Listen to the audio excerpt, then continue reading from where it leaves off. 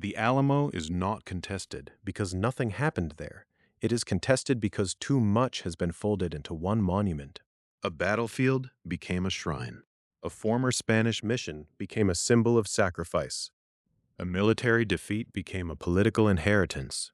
And in the middle of downtown San Antonio, at 300 Alamo Plaza, the place most visitors see is not the full place where the battle was fought. That is the uncomfortable problem at the heart of the Alamo. The story is often told as a clean last stand, a small garrison surrounded for 13 days, refusing surrender, overwhelmed before dawn. That happened. From February 23rd to March 6th, 1836, Mexican President General Antonio López de Santa Anna besieged the old mission San Antonio de Valero, by then known as the Alamo. Inside were William Barret Travis, James Bowie, David Crockett, Tejano defenders, recent volunteers from the United States, and others whose names are still being studied because no final day muster roll survives. The siege ended when Mexican troops stormed the compound in the dark hours of Sunday morning, March 6th. But the argument over the Alamo begins when that military event is made to carry everything else. The Alamo is asked to represent courage, revolution, settlement, conquest, independence, memory, and loss. It is asked to stand for Texas itself. Yet the ground beneath it holds a longer and more complicated history. Spanish colonial mission life, indigenous communities drawn into the mission system, the nearby presidio and villa of San Antonio de Béxar, secularized mission lands, Tejano participation in the Texas Revolution, slavery in Mexican Texas, and modern disputes over preservation and public space. None of those histories cancels the battle, but each one changes what it means to remember it. The surviving Alamo is easy to locate and difficult to understand. It sits at 300 Alamo Plaza in downtown San Antonio, Texas. It is owned by the state of Texas and operated by Alamo Trust, Inc. Millions of people know the facade of the church, with its curved parapet and weathered stone, as if it were the battle itself. Nearby stands the Long Barrack, another surviving battle-era structure. Together, the church and the Long Barrack anchor the public imagination. But they cannot contain the full battlefield.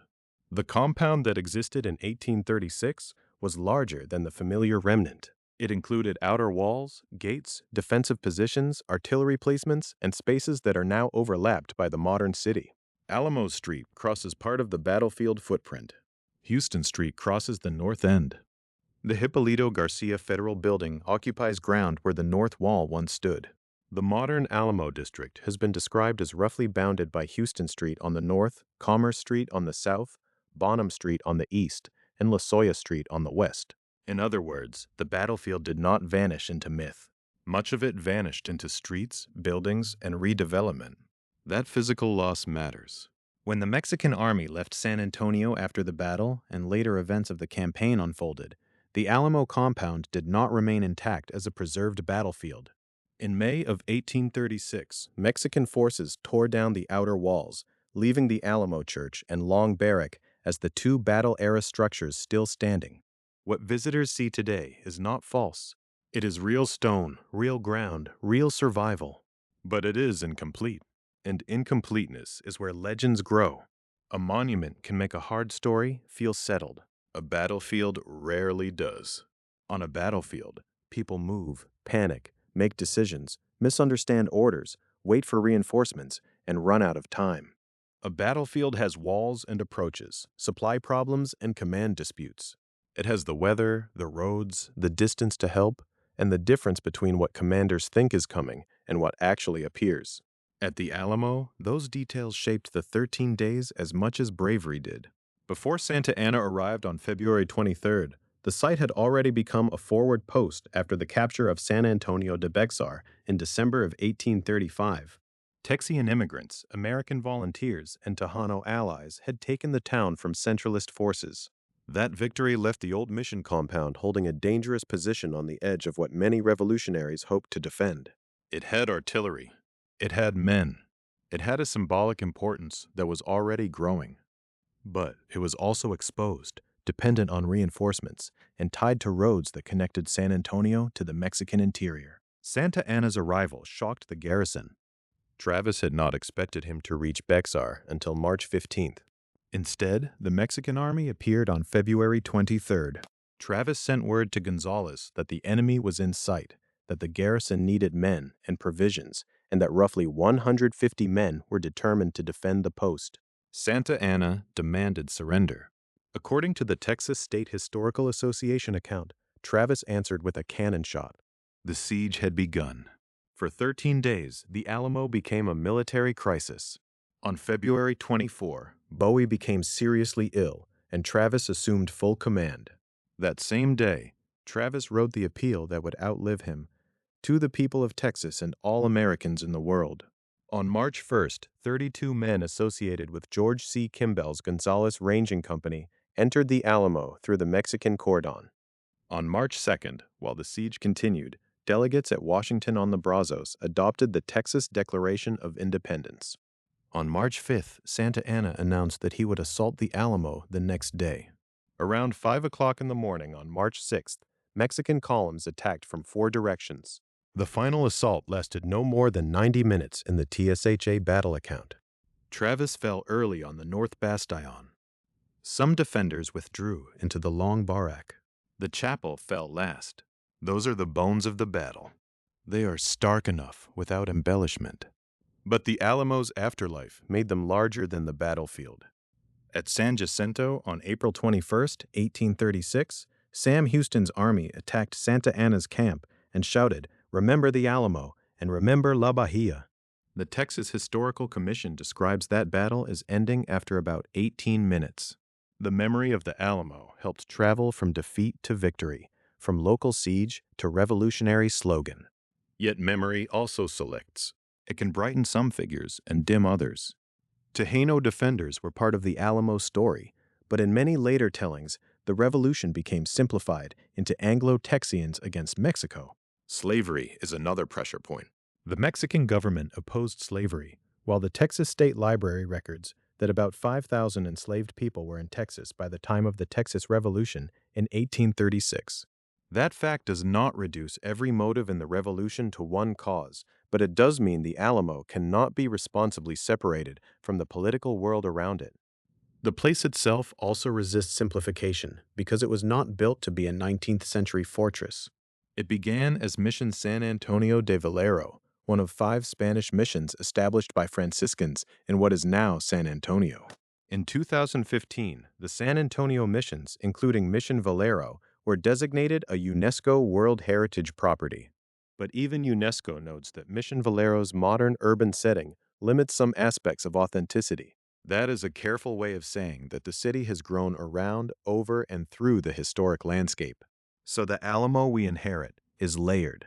It is a real battlefield, but not a fully visible one. It is a military defeat, but also a founding memory. It is a former mission, but also a civic shrine. It is a Texas landmark, but its deepest history reaches back into Spanish colonial settlement and indigenous life along the San Antonio River. It is preserved, but also altered. It is honored, but also argued over. That is why the first task is not to choose between legend and revision. It is to slow the story down until the ground can be seen again. Before the cannon shot, before Travis's letter, before Crockett entered memory, before the walls became a symbol, there was San Antonio de Valero. It was founded not as a fortress of revolution, but as a Spanish mission on a colonial frontier near a presidio and a villa that would become San Antonio de Béxar. To understand why the Alamo became so powerful in 1836, we have to return to the older place beneath it, the mission that stood before the legend. To slow the Alamo story down is to let the battlefield fall quiet and to listen for an older sound. Not musket fire, not shouted commands, not the names that would later dominate Texas memory, but the measured rhythm of a mission settlement being built on a colonial frontier. Before it was called the Alamo in battle memory, the place was Mission San Antonio de Valero. It belonged to a chain of 5 Spanish missions established by Franciscans in what is now San Antonio. That fact can sound simple, almost like a footnote before the fighting begins. But it changes the scale of the story. The Alamo was not born as a military symbol. It began as part of Spain's imperial and religious project in northern New Spain, where missions, presidios, roads, rivers, and indigenous communities shaped the first permanent Spanish presence in the region. Mission San Antonio de Valero was founded on May 1, 1718. The date matters because it places the site more than a century before the siege of 1836. The walls, remembered as a last stand, belong to a much older landscape of Spanish colonization, Franciscan mission life, and indigenous adaptation under pressure. The men who defended the compound during the Texas Revolution inherited a place that had already been claimed, renamed, reorganized, abandoned in parts, repurposed, and remembered in different ways. Within days of the mission's founding, the Spanish presence around it expanded. Nearby came the San Antonio de Béxar Presidio and the Villa de Béxar. These were not incidental neighbors. In the Spanish colonial system, mission, presidio, and villa were connected institutions. The mission was religious and social. The presidio was military. The villa was civic settlement. Together, they formed a frontier arrangement meant to hold territory, support colonization, and anchor Spain's claims in a region where distance from the imperial center mattered as much as ambition. The later city of San Antonio grew from that arrangement. San Antonio de Béxar was not just a name that appeared in reports from the Texas Revolution. It had deep colonial roots. The word Béxar carried the memory of presidio and villa, of Spanish officials and soldiers, of settlement clustered near the river. The Alamo's later military role cannot be separated from that origin. Long before Santa Anna arrived, long before Travis sent urgent words to Gonzales, the site existed beside a community that had grown out of Spanish plans for permanence. But even in its earliest years, Mission San Antonio de Valero was not fixed in one place. It moved more than once. That instability is important. We often imagine historic sites as if they have always sat exactly where memory later finds them. The Alamo, especially, is treated as immovable, a shrine with a single sacred footprint. Yet the mission's early history tells a different story. Its first decades were marked by relocation, adjustment, and response to environmental disaster. A destructive hurricane in 1724 destroyed many buildings and forced another move. After that disaster, the mission reached the later site associated with the Alamo on the east bank of the San Antonio River. The river was not background scenery. It was the reason settlement could gather there at all. Water shaped where people lived, where buildings could stand, where fields could be worked, and where a mission community might endure. The East Bank became the setting for a history that later generations would narrow into a battlefield story, but the riverbank first belonged to a much broader colonial world. To stand mentally at that 18th century site is to see a place before the battle architecture of memory. It was not yet the image reproduced on souvenirs or schoolhouse walls. It was one mission among five, part of a network established by Franciscans in and around what became San Antonio. The mission system drew indigenous people into Spanish religious, economic, and political structures. It also placed them inside a colonial project that reshaped land, labor, community, and identity. This is where the Alamo story becomes deeper and more difficult. The familiar legend often begins with defenders entering the compound and ends with sacrifice. But Mission San Antonio de Valero begins with Spanish colonial expansion and indigenous lives along the San Antonio River. The site's meaning was made not only by soldiers, but by missionaries, native residents, presidial forces, settlers, and later local communities. Its walls carried more than one kind of history before they ever carried canon. The phrase former mission can be too soft if we let it pass without weight. A mission was an institution with a purpose. It was designed to transform. It connected religious instruction with settlement, agriculture, labor, and imperial control. It made Spain present on the ground. It also depended on indigenous people whose histories did not begin with Spanish arrival. When Franciscans established missions in the region, they were entering a lived indigenous landscape, not an empty frontier. That matters because the Alamo is often imagined as if history arrived there only with armed men in 1836. The older story reminds us that the ground had already been contested in quieter but profound ways. It had been organized by empire. It had been attached to a presidio. It had been joined to a villa. It had been moved after destruction. It had become part of a mission network whose legacy still shapes San Antonio's identity. Even the later name, Alamo, sits on top of this earlier identity. Mission San Antonio de Valero remained the older name, the one that points back to Spanish colonial beginnings. The battle name became the one carried into legend. The difference between those names is not just linguistic. It is a shift in memory. San Antonio de Valero asks us to look at a mission. The Alamo asks us to look at a battle. The same place holds both, but not evenly. One has often overshadowed the other. The mission's relocation to the east bank of the San Antonio River also gives the later battlefield a different texture. When the compound became a military post, it was not being built from nothing.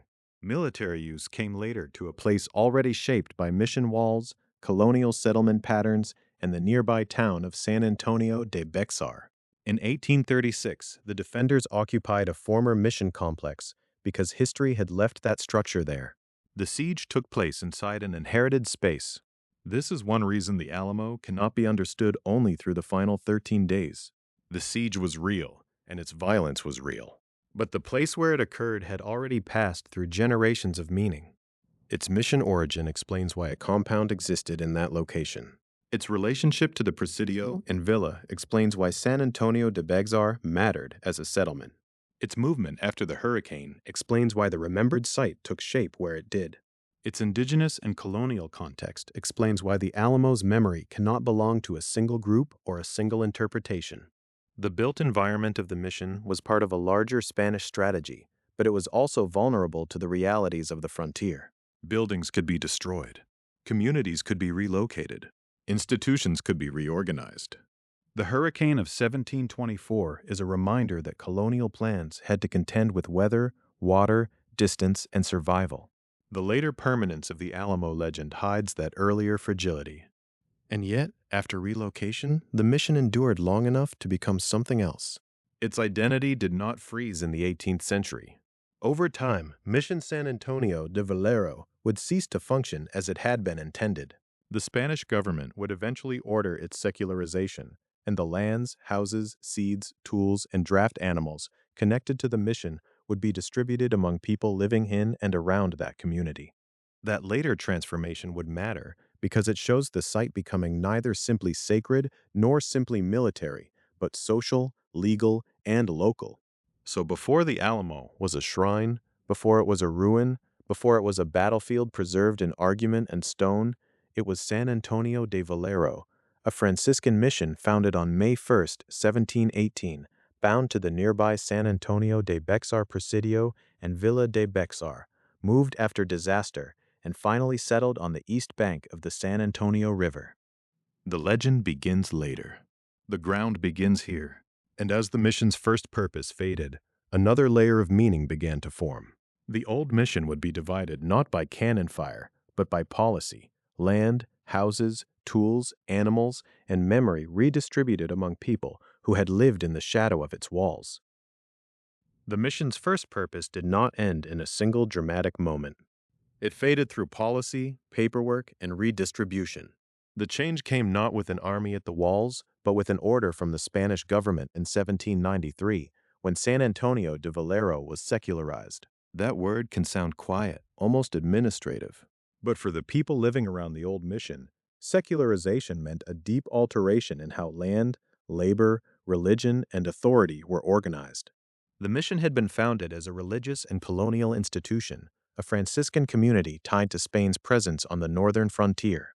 By 1793, its role was being formally changed.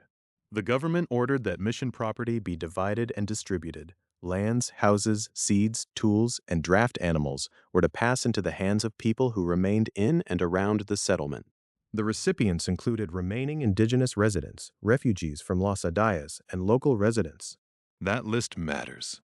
It reminds us that San Antonio de Valero was not an empty architectural shell waiting to become a battlefield.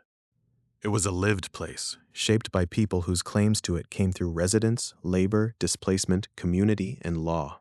Los Adayas had been an important Spanish frontier settlement in what is now Louisiana, and its refugees became part of the human landscape of Spanish Texas. Their presence in the redistribution at Valero shows how frontier communities were made not only by planned settlement, but by movement and loss.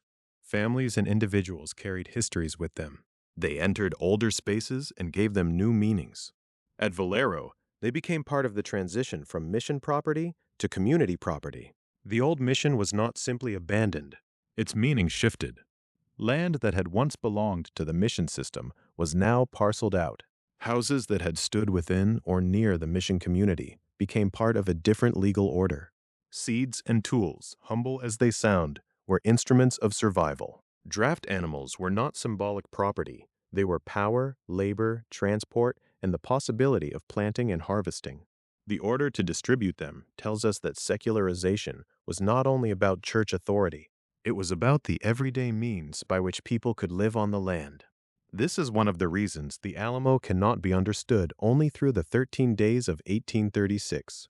Long before William Barret Travis wrote from inside the compound, long before James Bowie became part of siege memory, long before David Crockett's arrival was folded into legend, this ground had already passed through another kind of transformation. It had gone from mission space to redistributed community space.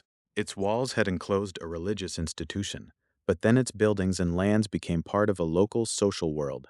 That does not make the later battle less real. It makes the place more real. A battlefield is never only the moment when violence reaches it. It is also the ground that existed before the violence began. At San Antonio de Valero, the older ground was layered with Spanish colonial policy, indigenous residents, Franciscan mission life, refugee resettlement, and local claims.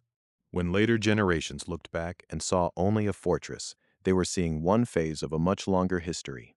The secularization of 1793 also complicates the way memory works. Public memory often prefers clean categories: mission, fort, shrine, battlefield. But Valero did not move neatly from one category to another. It held traces of each.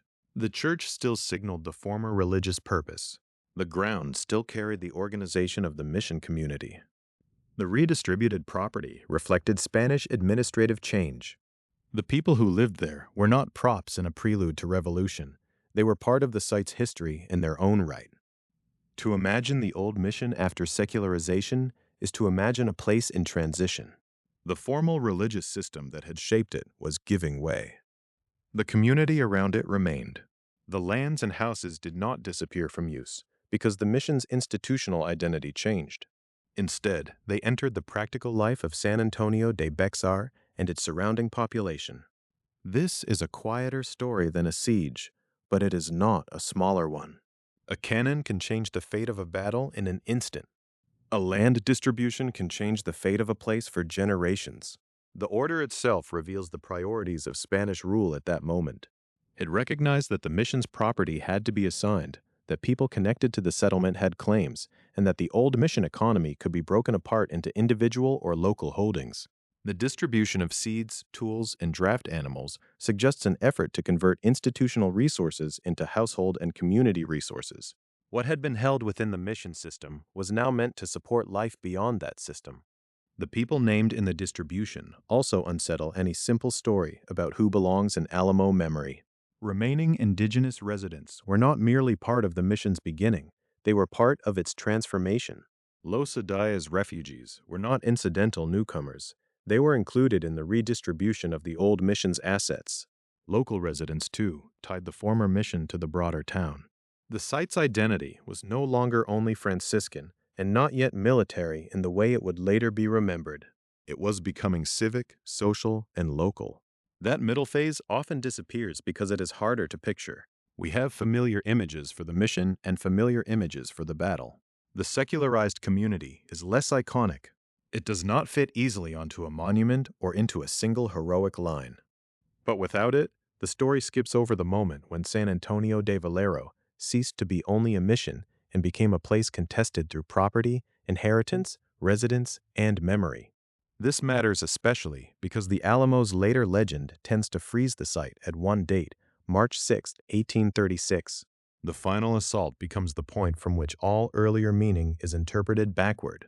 The church, the long barrack, the plaza, the word Alamo itself, everything is pulled toward the battle. But in 1793, the place was being understood in a different language. Not the language of last stands, but of secularization. Not sacrifice and defeat, but land, houses, seeds, tools, and draft animals. Not a garrison, but a community. The physical site carried those changes forward. A building does not forget its uses simply because later people rename it. Walls that once enclosed mission life could later frame local residents and later still be adapted for military purposes. The Alamo's power as a symbol comes partly from this accumulation. It is not one story replacing another cleanly. It is one use laid over another and then another, until the ground becomes difficult to read without slowing down. By the time the site entered the military story more clearly, it had already been transformed by law and lived experience. It had already belonged to different systems of meaning. The Spanish mission had been a religious and colonial project.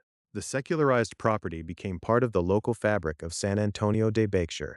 Later, the same place would be pulled into the strategic concerns of a frontier province, and then into the violence of revolution. That is why the Alamo resists simplicity. If it were only a battlefield, its meaning could begin with the arrival of armies. If it were only a mission, its story could remain in the 18th century. But San Antonio de Valero became both, and more than both.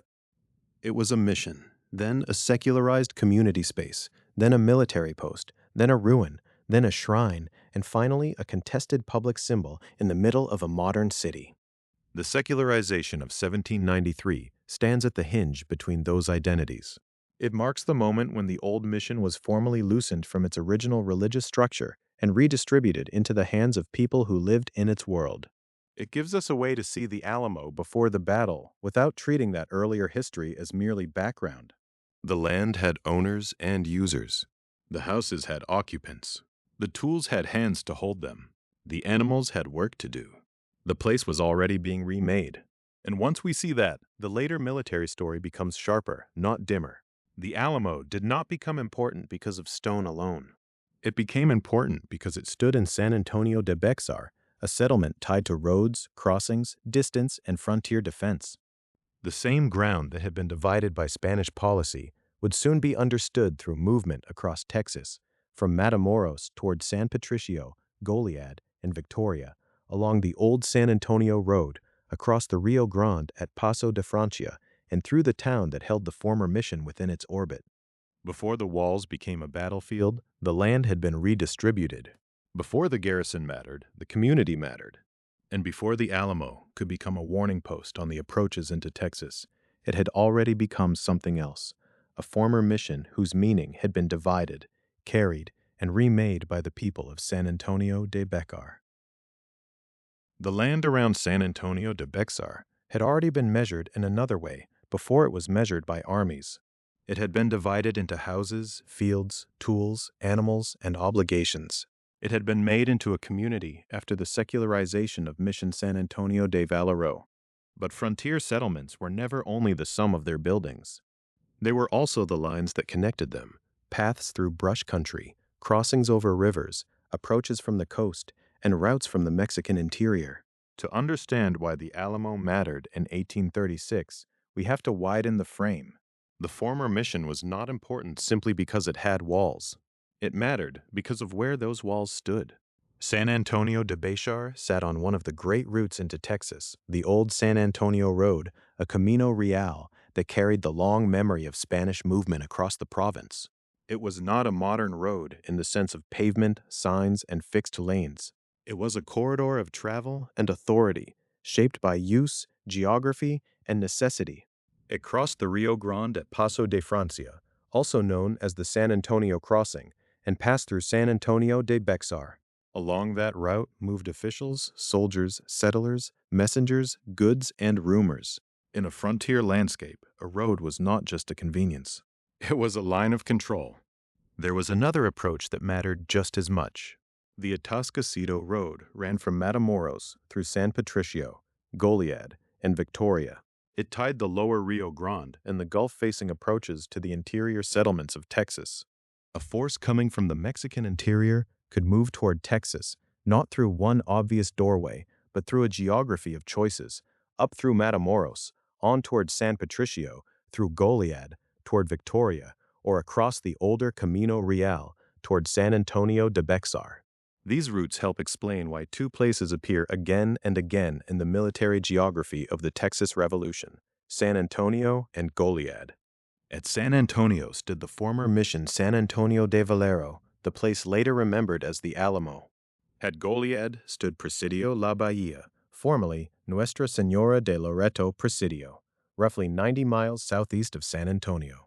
Neither post can be understood only by looking at its walls in isolation. Their importance came from their relationship to movement. They watched approaches. They marked distance. They gave warning. They were places where an advancing army might be delayed, where news might be sent, where defenders might try to turn geography into time. On a map, San Antonio de Béxar and Goliad look like points. On the ground, they were something more complicated. They were frontier anchors. They stood between the Mexican interior and the Anglo, Tejano, and other settlements spreading across Texas. They did not seal the frontier. No post could do that completely. But they occupied routes that mattered. They made an advancing army visible sooner. They made invasion a problem of roads, river crossings, food, animals, artillery, and time. That is the quieter military meaning of the Alamo. The popular image often begins with stone and cannon, the chapel facade, the barracks, the open plaza, the defenders behind the walls. But before those walls could be defended, the post had to be located in a strategic landscape. The Alamo was not a stronghold floating outside history. It was part of San Antonio de Béxar, and San Antonio was part of a road system that had been carrying power into Texas for generations. The old San Antonio Road brought the geography of Spanish colonial Texas into the crisis of 1836. It linked San Antonio to older patterns of movement and administration. Its crossing at Paso de Francia gave it a defined relationship to the Rio Grande. Whoever understood that road understood something essential about the province, that distance could protect a settlement, but only until an army proved it could cross the distance faster than expected. The Atascocito Road offered another lesson. It made the coastal and southern approach to Texas legible. From Matamoros through San Patricio, Goliad, and Victoria, movement could be staged through a chain of places. Goliad, with Presidio La Bahía, stood along that line. It was not merely a secondary site, not merely a name remembered after the Alamo. It guarded one of the approaches into the settlements, and its position made it a partner in the same frontier defense problem that shaped San Antonio. This is why San Antonio and Goliad mattered together. They were not identical, and they would not share the same exact military story. But they stood as warning posts on the approaches into Texas. If both were held, Texian forces could watch and perhaps slow movement from the south and west. If either was weak, isolated, or poorly supplied, that weakness opened a question. How far could an army advance before the settlements behind those posts were ready? In frontier war, distance can feel like protection. Miles of brush, rivers, rough tracks, bad weather, and supply difficulties all work against an army. But distance can also deceive. A commander who assumes too much time can be caught unprepared. A garrison that believes the enemy is weeks away may suddenly find the enemy in sight. A settlement that depends on warning posts must also depend on riders, discipline, supplies, and the judgment of men reading incomplete information. The Alamo's military importance came from that uncertainty. By 1836, the former mission had already passed through layers of meaning: sacred settlement, secularized land, community space, and military post. Its value as a defensive position was real, but limited. The surviving image of the Alamo can make it seem as though the place mattered because it was naturally destined to become a fortress. The reality is more practical. It mattered because San Antonio de Béxar sat on a principal route into Texas. It mattered because armies and messages moved along roads. It mattered because an old mission compound could be used as a forward post in a town that controlled an approach. Presidio La Bahía's importance at Goliad came from the same logic. The post watched a different route, one tied to the Atascocito Road and the movement from Matamoros through San Patricio, Goliad, and Victoria. Together, San Antonio and Goliad formed part of a defensive imagination: hold the approaches, detect the enemy, buy time, protect the interior settlements. But warning posts are only as strong as the system behind them. A post needs men. It needs supplies. It needs confidence that reinforcements will come if warning becomes siege. It needs commanders who can read the meaning of dust on a road, reports from scouts, and rumors traveling faster than official orders. Roads do not merely bring armies. They bring confusion. They carry hopeful assumptions and bad intelligence alongside troops and wagons. That was the danger facing Texas in the months before the siege. The capture of San Antonio de Béxar in December 1835 would soon change the meaning of the Alamo again. Once Texian immigrants, American volunteers, and Tejano allies took the town from Centralist forces, the former mission became more than an old compound in a strategic settlement. It became a forward post held by men who now had to defend what had been won. Holding San Antonio was different from taking it. The road that made victory valuable also made the position dangerous. If an army came from the Mexican interior, San Antonio would not be behind the line. It would be on the line. If forces moved through the southern approaches, Goliad would feel the pressure. If warning failed, if distance was misread, if supplies ran short, the posts that guarded Texas could become isolated places at the edge of catastrophe.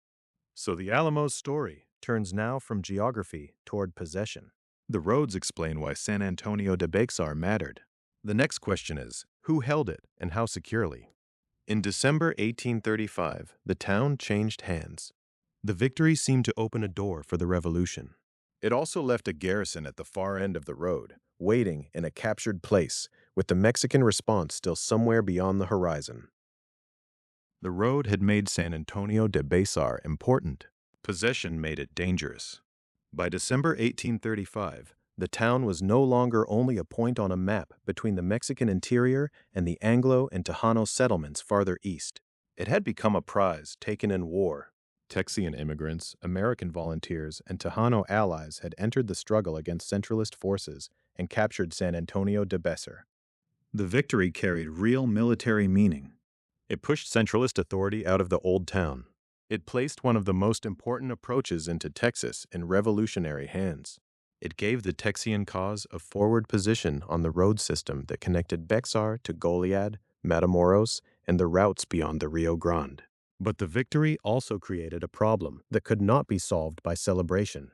San Antonio de Béxar was not a safe rear area. It sat toward the edge of the Texian line, closer to the roads by which a Mexican army might return than to many of the settlements that would be expected to support it. A force inside the town could watch the approaches. It could serve as a warning post. It could delay an advance. But only if it had enough men, enough supplies, enough discipline, and enough confidence that help could reach it in time. That was the uneasy inheritance of the December victory. San Antonio had fallen before the siege of the Alamo ever began. And because it had fallen, it had to be held. The former mission San Antonio de Valero, already known as the Alamo, now took on a new importance within that captured landscape. It was not simply an old mission compound standing near the town. It became part of the military problem left behind after the town changed hands. Its walls, barracks, chapel, open spaces, and approaches mattered because the Texian position at Béxar mattered. If the town was to remain in revolutionary hands, the Alamo was a place from which that claim could be defended. This is one of the quieter turns in the story, but it is essential. The Alamo became famous because of the siege from February 23 to March 6, 1836. Yet the conditions that made that siege possible were created earlier, in the aftermath of success. The garrison that would later face Santa Anna did not appear in an untouched fortress. It occupied a post created by a recent victory in a town whose capture had stretched the revolution's responsibilities westward. Winning San Antonio de Béxar gave the Texians a psychological lift.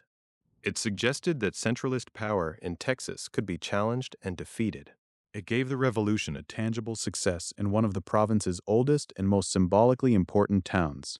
It also carried the weight of Tejano participation because the fighting against centralist authority in Texas was not simply a movement of recent immigrants from the United States. Tejano allies were part of the struggle, and San Antonio itself was a Tejano place with a history far older than the political crisis of the 1830s. That complexity matters because the Alamo is often remembered in flattened terms, as though every line in the conflict was simple and permanent. But in December 1835, the people who helped take Béxar did not fit neatly into a single legend. There were Texian immigrants, American volunteers, and Tejano allies. They were joined by opposition to centralist power, but they did not all carry the same background, the same local ties, or the same expectations for the future. The capture of Béxar was therefore both a military event and a coalition event. It brought together people whose shared victory still left unresolved questions about command, supply, authority, and the broader direction of the revolution. The town itself intensified those questions. San Antonio de Béxar had long been tied to presidio, mission, river, road, and settlement. It was not a disposable outpost. To abandon it too quickly would seem to give back what had just been won. To hold it without sufficient preparation would risk placing men far ahead of reliable support. The same geography that made Béxar valuable made it vulnerable. Roads did not only carry friendly messengers and reinforcements, they carried armies. From the Mexican interior, routes led northward toward the settlements in Texas.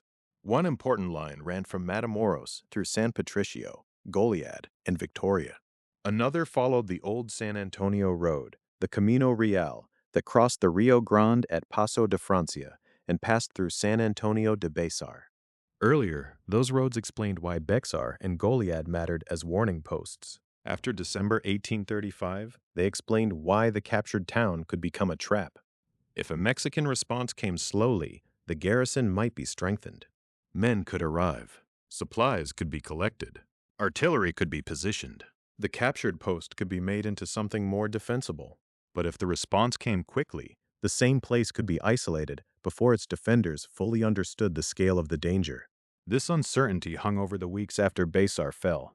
The Texians had gained a forward post, but a forward post requires constant attention.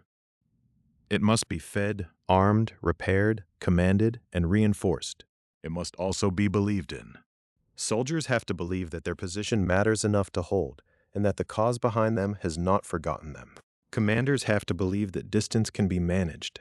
Political leaders have to believe that the enemy will not arrive before decisions become action. The Alamo garrison would soon live inside that uncertainty. The compound held artillery, and later accounts note that there were about 21 artillery pieces of various calibers at Béxar before the siege. Guns could make the position formidable, at least in appearance. Cannon on walls can give a post a voice. They can answer demands. They can slow attackers. They can make an old mission look like a fortress. But artillery also demands men to serve it, powder to fire it, engineering to place it, and discipline to use it under pressure. A post can have cannon and still be short of what it needs most. That tension would remain at the heart of the Alamo's military situation. The defenders would have weapons, names, and resolve. They would also have limits. The compound had not been designed originally as a modern fortress. Its military usefulness came from adaptation, necessity, and location. The former mission could be strengthened, but it could not change where it stood. It stood at Béxar, on the road, in the path of any serious return by Mexican forces. The December victory, therefore, did not close one chapter cleanly before another began. It created the next chapter. When Texian immigrants, American volunteers, and Tejano allies captured San Antonio de Béxar, they opened a period in which the revolution had to decide whether it could hold what it had taken. The captured town became a test of organization. The Alamo became the forward post of that test. And behind the military question lay a larger political one. The Texas Revolution was still moving toward decisions that would reshape the conflict. By early March 1836, while the Alamo was under siege, delegates at Washington on the Brazos would adopt the Texas Declaration of Independence. But in December 1835, that future had not yet arrived. The men holding Béxar were not standing inside a completed republic. They were occupying a contested town in a revolution still being made. That made timing everything. If reinforcements came, Béxar might remain a shield. If supplies arrived, the Alamo might become a stronger post. If command remained steady, the garrison might endure the strain of waiting. But each of those hopes depended on distance, communication, and decisions made elsewhere. The victory had pushed the line westward. It had not guaranteed that the line could hold. So the story narrows. From roads and towns, it moves into the garrison itself. After the capture of Béxar, men had to command the post, maintain its guns, judge the enemy's approach, and decide whether the Alamo was a place to defend or a liability to abandon. James Clinton Neal would command there before leaving on furlough. William Barret Travis would arrive with a small cavalry contingent. David Crockett would come with American volunteers. James Bowie would stand among the volunteers. Their names would later become inseparable from the Alamo legend. But before legend hardened around them, they were part of a practical and fragile military problem, a captured town, an old mission turned forward post, and a revolution hoping it still had enough time. The victory at Béxar had left the revolution with a place it could point to, a post it could claim, and a problem it could not easily solve. The Alamo was now in Texian hands, but possession did not make it secure. It had to be commanded. Its guns had to be placed. Its defenders had to be fed, disciplined, and reinforced. Above all, someone had to judge how much time remained before the Mexican army returned. In the weeks before the siege, that burden rested first with James Clinton Neal. Neal commanded the Béxar garrison after the town had fallen from centralist control. His task was not romantic. It was administrative, mechanical, and urgent. The Alamo was a former mission, not a purpose-built fortress. Its value came from location, from walls adapted to war, and from the artillery that could make those walls matter. According to the Texas State Historical Association's battle overview, the garrison at Béxar had about 21 artillery pieces of various calibers before the siege. That gave the post a kind of weight, out of proportion to the number of men available to defend it. Cannon could make an exposed position dangerous to approach. They could cover gates, sweep open ground, and signal that the garrison meant to resist. But artillery also required crews, powder, shot, maintenance, and time. Guns did not defend a compound by themselves. They had to be mounted and aimed. They had to be protected from capture. They had to be folded into a defensive plan by men who understood the shape of the place and the weaknesses in its perimeter. Green B. Jameson, the Alamo's chief engineer, would become important in that work. He installed most of the cannons on the walls. That detail matters because it shows the Alamo not as a static relic waiting for history, but as an improvised military post being actively prepared. Men were taking the remains of Mission San Antonio de Valero and trying to make them serve the needs of a frontier war. They were taking a site with religious, civic, and military layers and fitting it, piece by piece, for an expected attack. Yet preparation could not solve the central problem. The Alamo needed men. On February 3, 1836, William Barret Travis reached the Alamo with a small cavalry contingent. He had been ordered by Governor Henry Smith to report to Neal. Travis was young, ambitious, and already tied to the military cause of the Texas Revolution. But his arrival did not transform the garrison into a large army. It added leadership and a small mounted force to a post still uncertain of its future. The phrase small cavalry contingent carries its own warning. It suggests movement, scouting, and military intent, but not enough strength to decide the defense of a town. Travis came into a situation already shaped by shortage. If the Mexican army moved north sooner than expected, the question would not be whether the Alamo had brave men. It would be whether bravery could compensate for distance, supply, and numbers. Around February 8th, another figure arrived, whose name would later become inseparable from the legend, David Crockett. Crockett came with American volunteers. He was already known far beyond Texas, a former United States congressman and a frontier celebrity whose life had been carried in stories before he ever reached San Antonio de Béxar. In later memory, Crockett's arrival often feels almost theatrical, as though the legend were walking into the compound fully formed. But in early February 1836, his arrival was also practical. More volunteers had come. The garrison had gained men at a post that needed every defender it could get. Crockett's presence also points to the mixed character of the Alamo garrison. It was not made up of one simple category of soldier. There were regulars and volunteers. There were recent arrivals from the United States. There were men already committed to the Texas cause. There were leaders with different kinds of authority and different relationships to the men around them. That mixture could be a source of strength, but it could also complicate command. The complication became sharper after February 14th.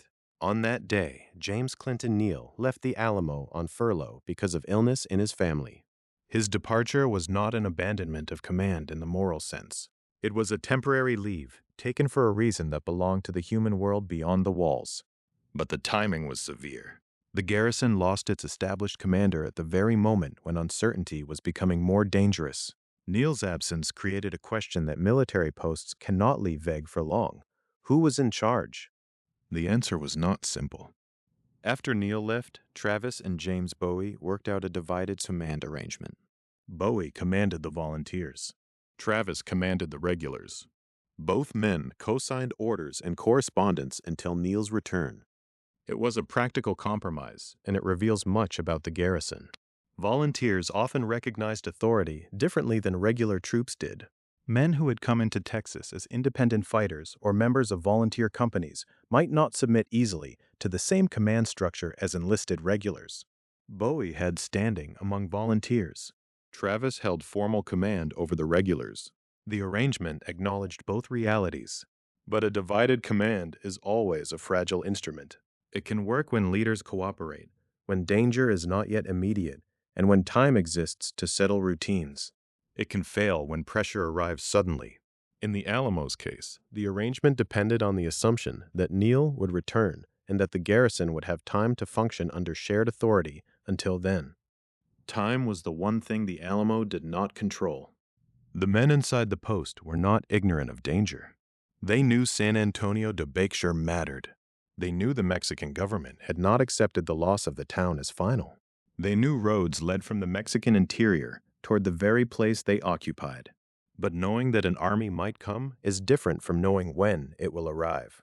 A garrison can prepare for a future threat and still be overwhelmed by its timing.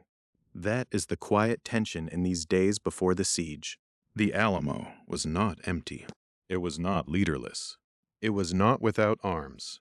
Neil had commanded there. Travis had arrived on February 3rd. Crockett had come around February 8th. Bowie stood among the volunteers. Jameson had been placing guns. About 21 artillery pieces gave the compound defensive power. Orders and correspondence continued under the co-signed authority of Bowie and Travis. On paper, these facts suggest resolve. On the ground, they also suggest incompleteness. There were leaders, but command had been divided after Neil's departure. There were cannon, but cannon needed enough men to serve and defend them. There were volunteers, but volunteers brought their own habits of authority. There were regulars, but not enough to make the post secure by discipline alone. There was confidence, but confidence depended on the belief that reinforcements and decisions from elsewhere would arrive before the enemy did. The Alamo, in mid-February, was caught between being a forward post and becoming a trap. This is one reason the story resists the simplicity later placed upon it. It was not only a matter of men deciding to stand. It was also a matter of a revolutionary government still forming its military capacity, of commanders trying to hold a distant town, and of a former mission being adapted under pressure for a war that was moving faster than many expected.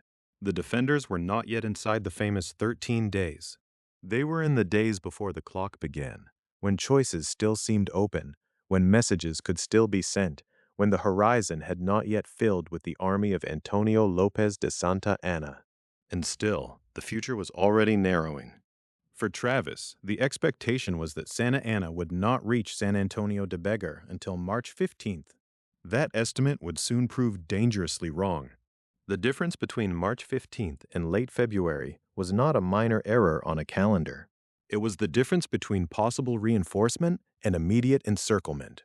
It was the difference between an understrength garrison continuing to prepare and that same garrison being forced into a siege. By February 14th, Neil was gone on furlough. Bowie and Travis were sharing command. Crockett and his volunteers had arrived. The guns were part of the defensive plan. The old mission compound stood at the edge of the captured town, still held by men who believed the post mattered. But beyond San Antonio, the campaign was already moving. The roads that had made Béxar valuable were now becoming the channels of return. The geography that had once helped explain the Alamo's importance was about to deliver its danger. The garrison had resolve, artillery, and names that history would remember. What it did not have was certainty. It did not know how little time remained before the enemy appeared in sight. The garrison did not know how little time remained because its estimate of time had already become part of its defense. William Barret Travis had not expected Antonio López de Santa Anna to reach San Antonio de Béxar until March 15th. That date mattered. It suggested weeks in which messages might move, reinforcements might gather, provisions might arrive, and the command arrangement inside the old mission compound might hold long enough for James Clinton Neal to return. Instead, on February 23, 1836, the horizon changed. Santa Anna reached Béxar earlier than Travis expected, and the surprise was not a small adjustment in a military calendar. It was the moment when preparation ended and siege began. The Alamo, still carrying the layered history of Mission San Antonio de Valero, was no longer only a forward post held after the December victory. It was now the immediate target of the Mexican President General's campaign. For the defenders, the first proof was visual before it was strategic. The enemy was in sight. That phrase comes through the urgency of Travis's message to Gonzales on February 23rd. Gonzales lay east of San Antonio, tied to the same wider landscape of roads and settlements that made the Alamo important in the first place. If men and provisions could be found, they would have to move through distance, uncertainty, and the threat of interception. Travis did not write as a commander with time to spare. He wrote because time had collapsed. His message said the enemy was in sight. It said the garrison wanted men and provisions. It said, in substance, that roughly 150 men were determined to defend the post. Each part of that message reveals the new shape of the crisis. The enemy is in sight was more than a warning. It meant Santa Anna's campaign had crossed from rumor into presence. Until then, the garrison could argue over command, assess artillery, wait for Neal, and hope that the Mexican advance would not arrive too soon. Once the army appeared at Béxar, those choices narrowed. The old mission compound had to be held, abandoned, or surrendered. Travis's message made clear which direction he believed the defenders had taken. The request for men and provisions shows the condition of the post without turning it into myth. The Alamo was not a fortress made strong by legend. It was an aging mission compound being used for war, held by a garrison that knew it was short of what a siege required. Men mattered because walls had to be defended at many points. Provisions mattered because a post under pressure could not live on resolve alone. Powder, food, water, discipline, and manpower were all part of military reality. The later memory of the battle often makes the defenders seem frozen in a single heroic pose. Travis's urgent communication reminds us that they were still trying to solve practical problems in real time. And then there was the number, roughly 150 men. That figure is important because it captures a moment, not a final total. The exact number of Alamo defenders remains one of the contested parts of the story. No final day muster roll survives, and later lists have had to be reconstructed from scattered evidence: muster rolls, newspapers, first-hand accounts, land grant claims, and other records. But on February 23rd, as Travis wrote to Gonzales, the number he conveyed was not an archival puzzle. It was a warning. A small force was inside the post. It intended to fight. It needed help. Outside the compound, Santa Anna's arrival carried its own meaning. He was not simply another centralist officer sent to retake a frontier town. He was the Mexican President General, the commanding figure of the campaign. His presence at Béxar signaled that the response to the December loss of the town would not be cautious or symbolic. It would be direct. San Antonio de Béxar had already been shown to matter because of the roads that reached it. The old San Antonio Road and the approaches from the Mexican interior had made the town a strategic hinge between the interior and the settlements farther east.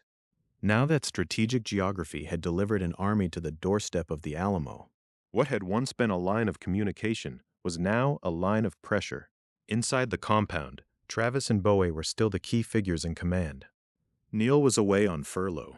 Bowie commanded the volunteers, Travis the regulars, and their shared arrangement had been an attempt to keep order in a garrison made up of different groups and obligations. David Crockett and his American volunteers had arrived earlier in February. Tejano defenders were also part of the Alamo's human reality, a reminder that the Texas Revolution cannot be reduced to a simple division between Anglo rebels and Mexican authority. But on this day, the internal complexity of the garrison met the external fact of siege. Santa Anna demanded surrender. The demand itself belonged to the formal language of war. A commander arriving before a defended position could call upon it to yield before blood was shed. In practical terms, surrender might have spared lives inside the compound. In symbolic terms, surrender would have erased the forward post that the Texians had held since the capture of Béxar. For Travis, and for the men he described as determined to defend the post, the demand forced a decision into the open. According to the Texas State Historical Association account, Travis answered with a cannon shot. The reported answer has become one of the spare dramatic moments in Alamo memory, a demand, a pause, and the sound of artillery from the old mission. It is easy to understand why later generations held on to it. A cannon shot does not explain policy, supply, command structure, or competing political goals. It reduces a contested conflict to a single, unmistakable reply. But if we slow the moment down, its meaning becomes more complicated and more human. A cannon shot was not victory. It did not change the size of the garrison. It did not produce provisions. It did not summon reinforcements instantly from Gonzales or anywhere else. It did not make the old walls stronger than they were. What it did was close off one road and open another. It refused surrender. It announced that the Alamo would be defended. From that point, the defenders were no longer waiting for Santa Anna. They were facing him. The first day of the siege, therefore, begins with a collision between expectation and reality. Travis had expected March 15th. Santa Anna arrived on February 23rd. The difference was not just a count of days. It was the lost interval in which a thin garrison might have become a stronger one. It was the lost chance for provisions to arrive before encirclement. It was the lost margin between a dangerous post and a desperate one. And yet, the language of Travis's message to Gonzales shows that the defenders did not understand themselves as already erased. They wanted men and provisions because they believed the situation could still be acted upon. They described their determination because morale itself was a signal to those outside the walls. The post was not abandoned. The men inside were asking to be joined. That is one reason February 23rd matters so deeply in the 13-day story. It is not the day of the final assault. It is not the day Travis wrote the famous appeal that would later become central to Alamo memory. It is the day the siege became real, the day when the garrison's private estimate of time failed and the war reached the edge of the old mission compound.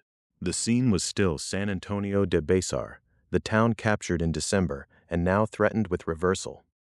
The place was still the former Mission San Antonio de Valero, shaped by an older colonial and indigenous history before it became a military post. The defenders were still a mixed and understrength garrison under divided command. The artillery still stood as part of the defensive plan. But after Santa Anna's arrival, every one of those facts had a different weight. A wall is one thing before an army appears. It is another when the army is in sight. A cannon is one thing when engineers place it in anticipation. It is another when it answers a demand to surrender. A message asking for help is one thing when danger is expected weeks away. It is another when the writer can see the enemy. By the end of February 23rd, the Alamo had crossed into the period that would define it in memory, 13 days from first sight to final assault. But the story had not yet hardened into the familiar last stand. The garrison was still communicating. Gonzales was still a possible source of men. The outside world had not yet fully understood the speed with which events were moving. Inside the compound, Travis had made the first urgent appeal of the siege. Outside it, Santa Anna had made clear that he would not ignore the post. The day closed with the defenders committed and the Mexican army present. The distance between the Alamo and help now mattered more than ever. So did command, health, and the ability to speak beyond the walls. On the following day, February 24, the pressure inside the compound would change again. James Bowie would become seriously ill, and Travis would assume full command. From within an encircled post, he would write words addressed not only to nearby settlements, but to the people of Texas and all Americans in the world. The siege had begun with the enemy in sight. It would now become a battle over whether anyone beyond the Alamo could hear. By the morning after Santa Anna's arrival, the siege was no longer a warning. It was the condition of every hour inside the Alamo. The enemy was outside the walls. The routes toward Gonzales, Goliad, and the wider settlements were no longer simply roads on a map. They were lifelines, and every message that left the compound had to carry more weight than ordinary correspondence. On February 24, 1836, the burden inside the post shifted again.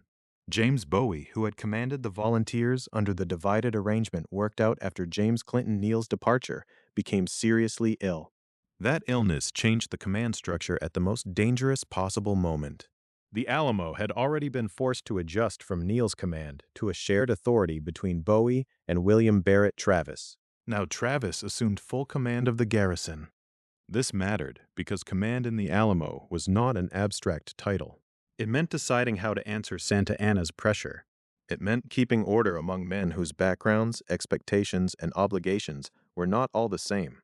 It meant speaking for regulars, volunteers, Tejano defenders, recent arrivals from the United States, and others within a compound never designed for the kind of siege now unfolding around it. It meant using the remaining time, however little there was, to make the outside world understand that the post was not merely occupied. It was surrounded.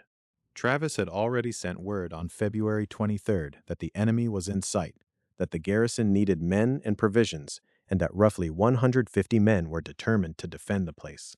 That message had the urgency of first contact. It told nearby settlements that Santa Anna had arrived sooner than expected. But the letter of February 24 did something more. It reached beyond a single town or a single military request. Travis addressed it to the people of Texas and all Americans in the world. The wording was expansive, almost impossibly so for a message written from an encircled post. It did not speak only to Gonzales. It did not speak only to officials. It called outward to Texas and beyond Texas, to Americans wherever the letter might be read. That scale is one reason the document later became central to Alamo memory. It was written under immediate military pressure, but it was phrased as if the audience might be larger than the crisis itself. At one level, the letter was a practical appeal. The Alamo needed help. It needed men. It needed provisions. Travis knew that the compound could not defend itself indefinitely simply through courage, cannon, and position. The old mission site had value because it stood at San Antonio de Béxar, guarding approaches into Texas settlements, but that same position now left it exposed. Santa Anna had reached the town. Mexican forces had made surrender the demand. Travis's response had already been reported as a cannon shot. From that point on, the question became whether relief could arrive before the siege became an assault. But the February 24 appeal was also a statement of resolve. Its most famous closing sentiment, victory or death, has endured because it compressed the military reality of the garrison into a phrase that could be remembered, repeated, and transformed. Inside the Alamo, it was not a monument inscription. It was a line written while the defenders were still alive, while decisions were still being made, while hope for reinforcement had not yet been extinguished. Later generations would read it with knowledge of the outcome. Travis did not have that knowledge. He wrote from inside uncertainty. That distinction matters. The Alamo legend often moves backward from the ending, treating every earlier moment as if the defenders already belonged to martyrdom. But on February 24, the siege was still in motion. The defenders were not relics of a completed story. They were men inside a threatened compound trying to influence events beyond the walls. Travis's letter belongs to that living moment. It was not only a farewell, it was an attempt to change the situation. The letter's power comes partly from this tension. It asks for aid, but it also presents the garrison as determined. It admits danger, but it does not frame the post as already lost. It is both a military communication and an act of public imagination. It describes a local siege in a way that invites a wider cause to see itself inside the Alamo's fate. That is why February 24 became more than a date in the siege. It became one of the points where battlefield history and memory began to merge. The material circumstances were stark. An old mission compound, a garrison smaller than the army confronting it, a commander newly alone in authority because Bowie was ill, and a chain of communication stretching toward settlements that had to decide whether they could respond. Yet from those circumstances came a document that would travel farther than any single rider's immediate route. There is a quiet irony in that. The Alamo itself was physically confined. Its defenders were held inside walls that later would mostly disappear above ground. The majority of the 1836 battlefield would not survive as standing architecture. The Mexican army would tear down the compound's outer walls in May of that year, leaving the Alamo Church and the Long Barrack as the two battle-era structures still standing. Modern streets and buildings would later cover much of the battlefield footprint. But Travis's words survived in a different way. They helped carry the siege beyond the limits of stone, adobe, and plaza. For historians, that survival is both valuable and complicated. The letter is evidence, but it is also memory and formation. It tells us what Travis wanted others to hear. It reveals the urgency of command and the language of commitment. Yet it also became part of how later generations learned to interpret the siege as a story of defiance, sacrifice, and a call answered too late or not fully enough. To read it carefully is to hold both truths at once. It was a plea for immediate aid. It was also a future artifact of remembrance. The address itself widened the battlefield. The people of Texas suggested a political community still forming under pressure. All Americans in the world reached toward a broader public, especially those outside Texas who might feel called into the conflict. The letter did not solve the military problem. It did not open the roads. It did not erase the distance between the Alamo and reinforcement. But it gave the garrison a voice that could move where the defenders could not. Inside the compound, Travis now had to command under the shadow of that appeal. Bowie's illness did not remove his significance from the story, but it changed his role in the immediate defense. Travis became the central military voice of the post at the same moment that the siege demanded clarity. Men had to stand to their positions. Artillery had to remain ready. Messengers had to be trusted. Every hour had to be used as if it might be the one that brought relief or the one that brought attack. The famous letter can make the Alamo feel singular and unified, as if one voice could fully contain the experience of everyone inside. But the compound held a more varied human reality. Travis's command included men whose names would become widely known, like Bowie and David Crockett, and others whose identities have required careful reconstruction from scattered records.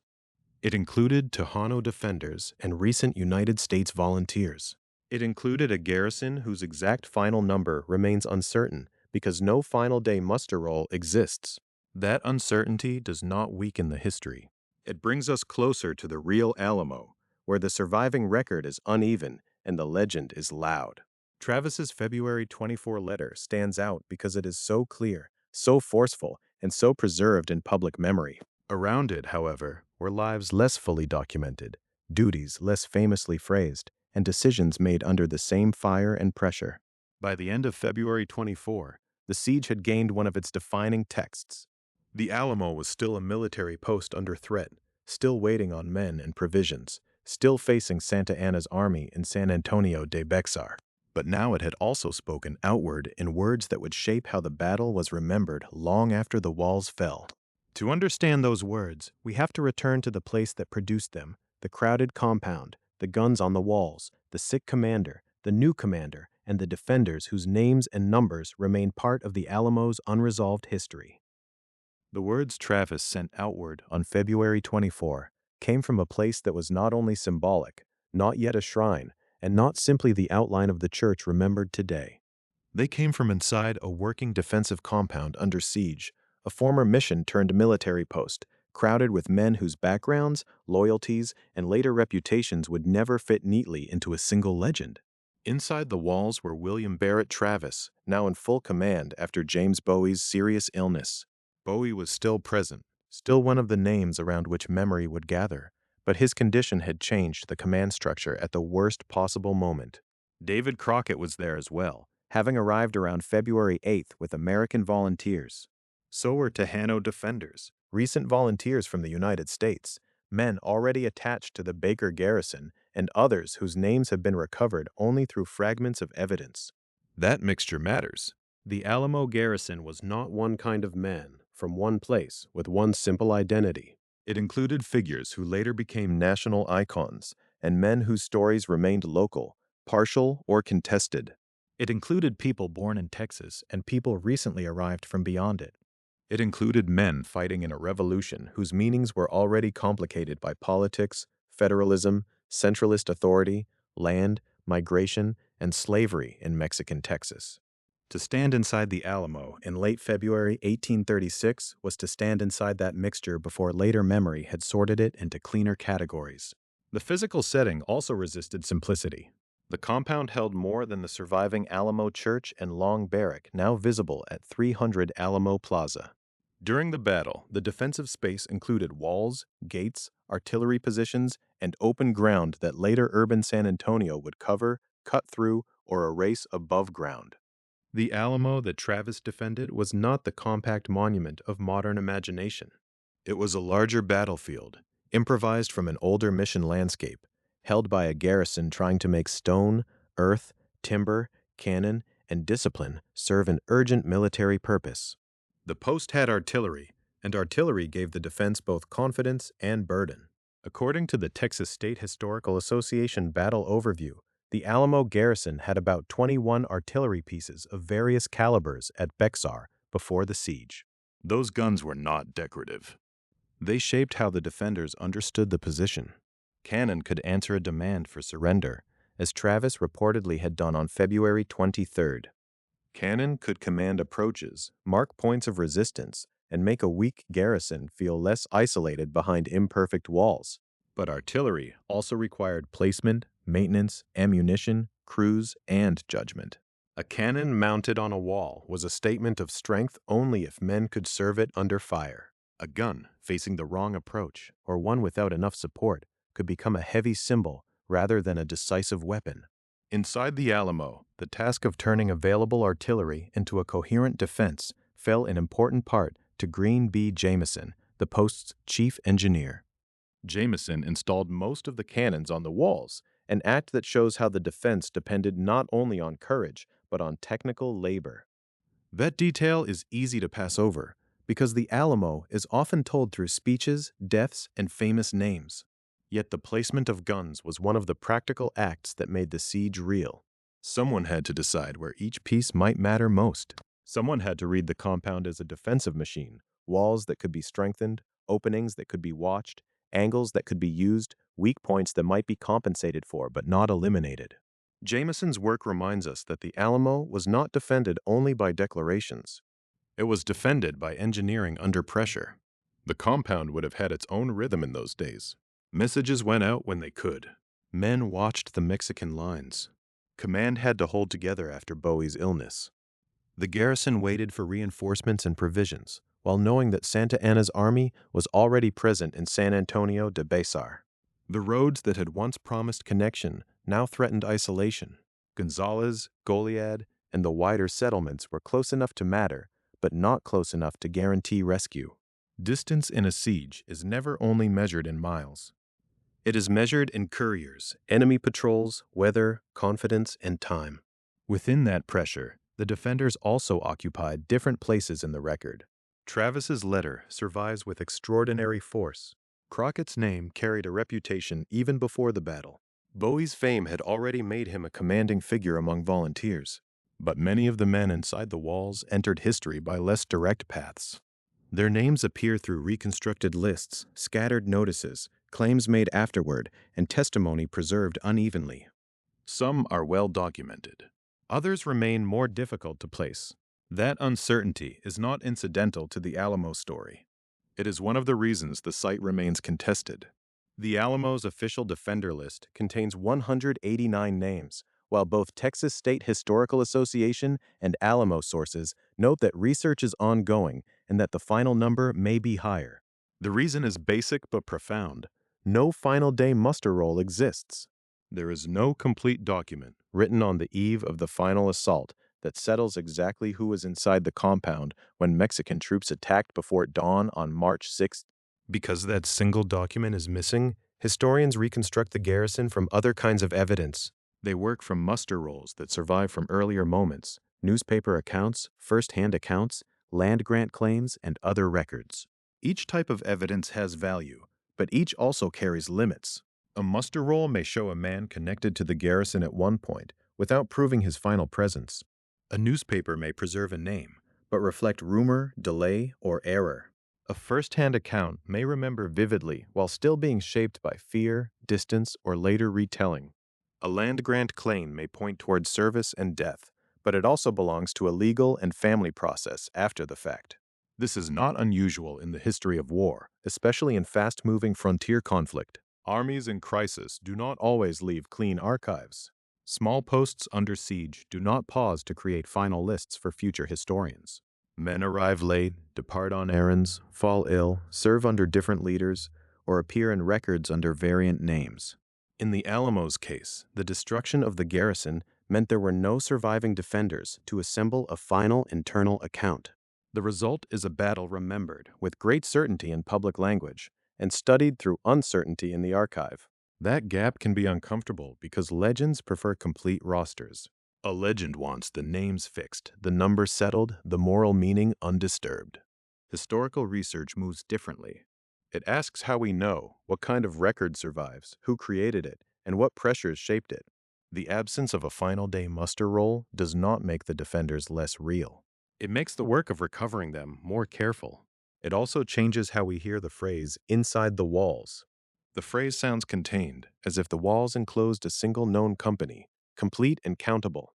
But inside those walls were layers of certainty and uncertainty. We know Travis was there. We know Bowie was there, seriously ill. We know Crockett had arrived around February 8th with American volunteers. We know Tejano defenders were part of the garrison. We know recent United States volunteers were among the men. We know the post had artillery pieces of different calibers and that Green B. Jameson, as chief engineer, installed most of the cannons on the walls. Beyond that, the details become more uneven, not empty, but uneven.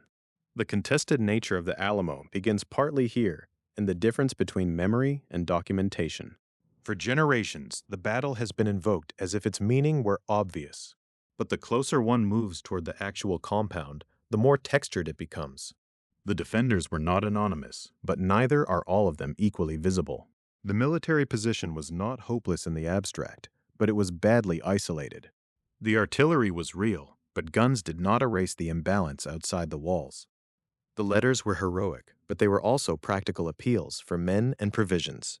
Inside the Alamo, the siege compressed everything: illness, command, engineering, identity, fear, resolve, and the hope that help might still break through. It was a place of famous men and lesser-known defenders, of cannons mounted on old mission walls, of messages trying to outrun encirclement. It was also a place where the archive would later fall silent at precisely the point where memory became loudest. That silence did not stop the story. It made the story harder, and in some ways more powerful.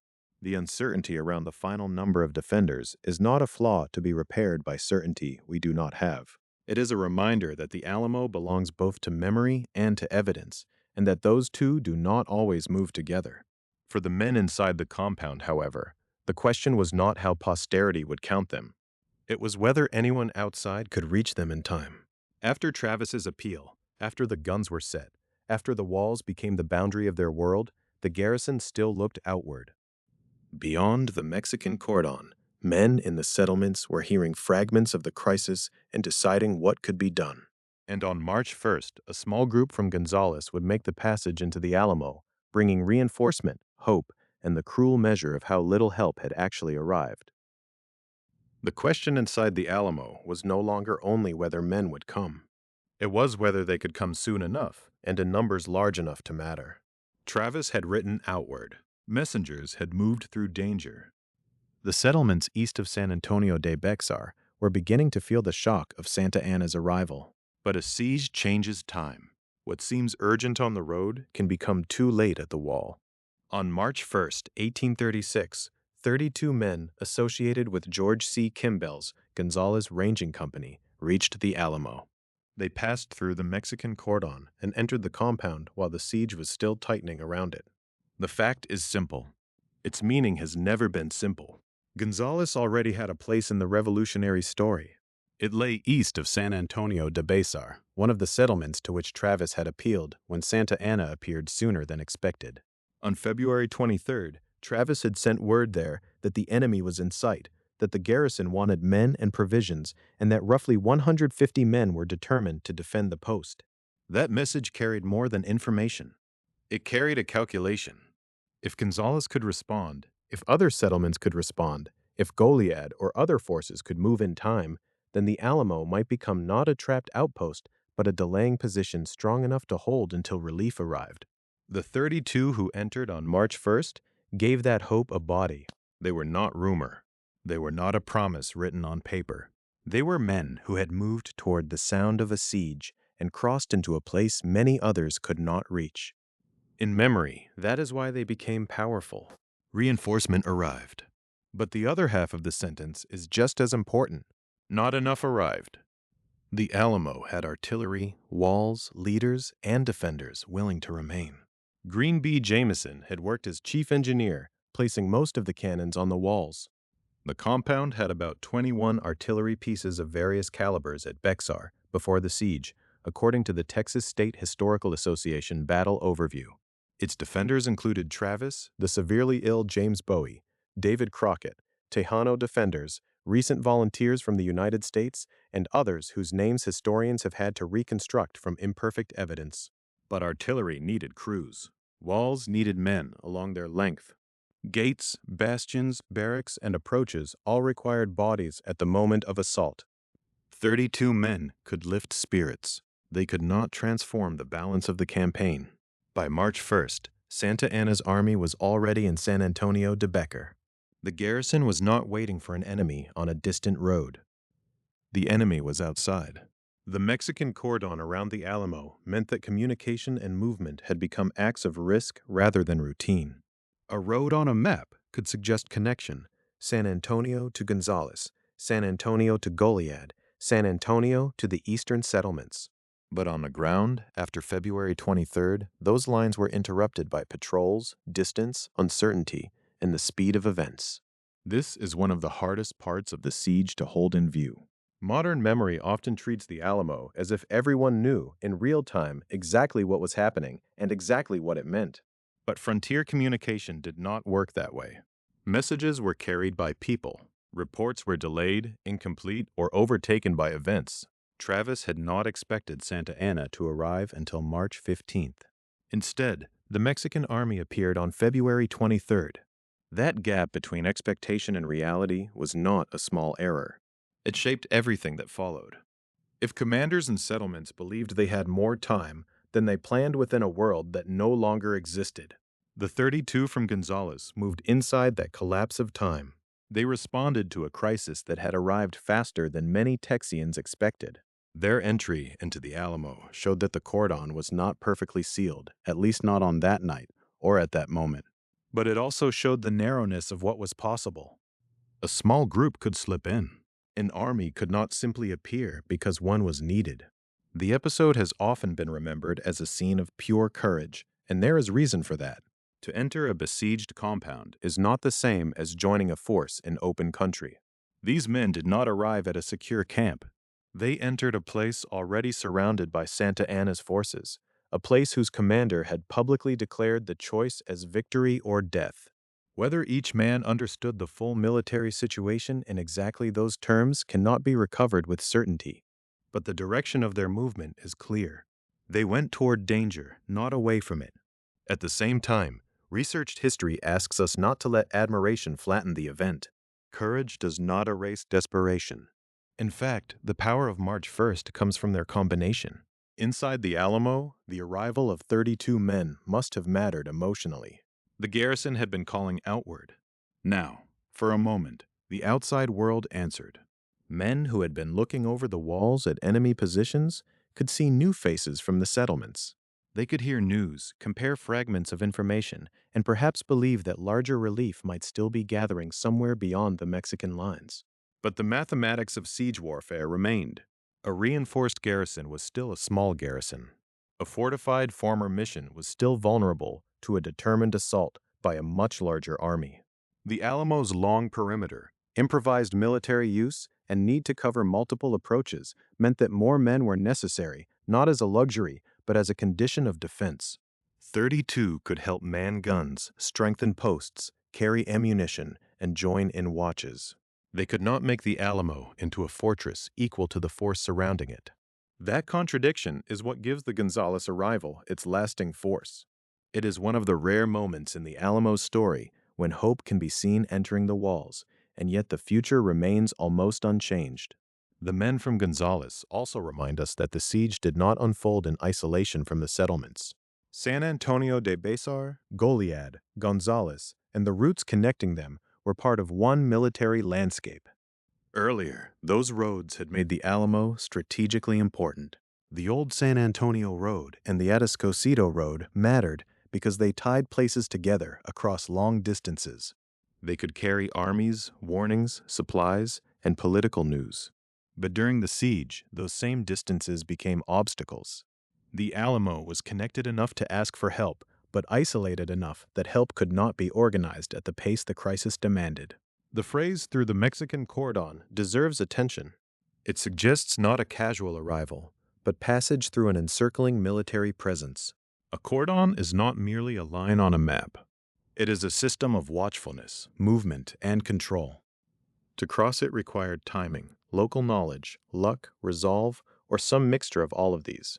The survival of the fact in the historical record does not give us every sensation of that passage.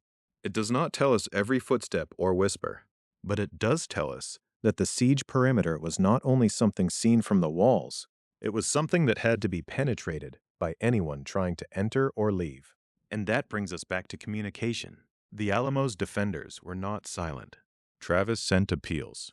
Others beyond the walls heard pieces of the emergency. Yet the flow of information was not enough to produce the kind of coordinated relief that might have changed the outcome before March 6th. The defenders' world was shrinking by the day, while the political and military world outside was still trying to assemble itself. That is part of the tragedy. The Texas Revolution was not standing still. People elsewhere were meeting, debating, organizing, and deciding what Texas would claim to be. But the Alamo was living in a different tempo, not the tempo of declarations and institutions, but of watches, cannon fire, illness, rationing, and the knowledge that Santa Anna's army was already there. On March 1st, the 32 men from Gonzales entered that tempo. They did not save the Alamo. They did not make the garrison large enough to reverse the siege, but they changed the moral shape of the story. Without them, Travis's appeals might seem to echo into emptiness. With them, the record shows that at least some men heard, moved, and arrived. Their presence proves that the Alamo was not simply abandoned in the first days of the siege. It was reached. It was reinforced. And still, it was not enough. That is why this episode resists easy use as legend. If told only as heroism, it loses the harshness of the military reality. If told only as futility, it loses the human decision at its center. The 32 from Gonzales stand between those meanings. They represent action under uncertainty, courage without guarantee, and a frontier communication network struggling against distance and speed. By the end of March 1st, the Alamo contained more defenders than it had the day before. The walls held men who had already endured the siege, and men who had just chosen to enter it. Outside, Santa Anna's army remained. The cordon remained. The roads remained uncertain. And away from San Antonio de Béxar, another kind of history was gathering.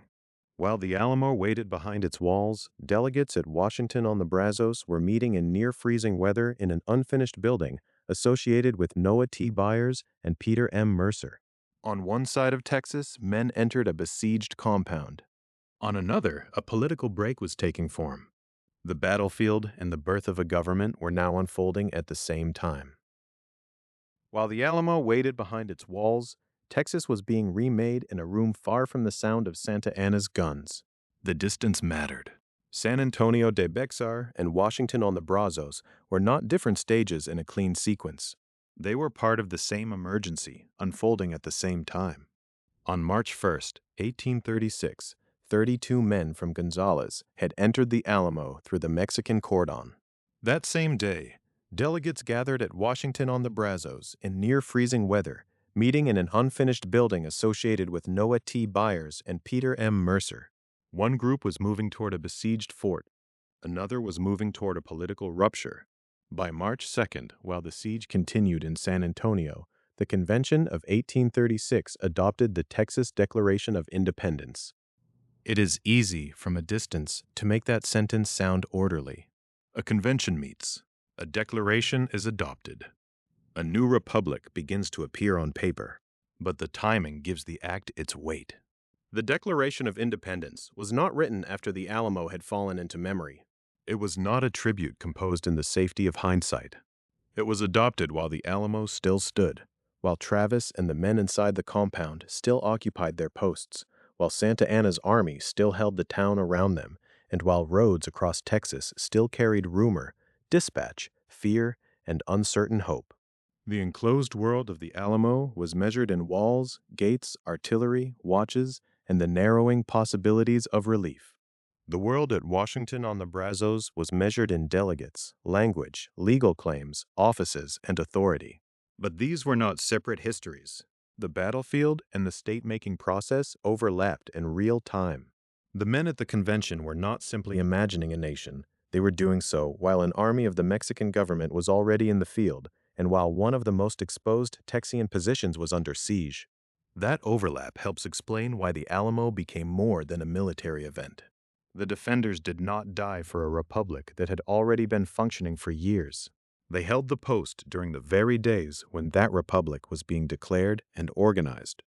The political meaning often attached to the battle was not added only afterward. Some of it was taking shape while the siege was still underway. Yet that does not make the story simple. It makes it more complicated. The Alamo was a fortification, a former mission, a military objective, and a future symbol. Washington on the Brazos was a convention site, a political workshop, and the place where Texas leaders tried to turn revolt into government. On March 2nd, the delegates adopted the Declaration of Independence. On March 3rd, they began signing it. The delay between adoption and signing is small, but in the tempo of that week, it reminds us that political acts are also physical acts. Paper had to be prepared. Names had to be attached. Men had to stand behind words that would carry consequences. In ordinary times, signatures can look ceremonial. In early March 1836, they were commitments made under military pressure. The convention did more than declare separation.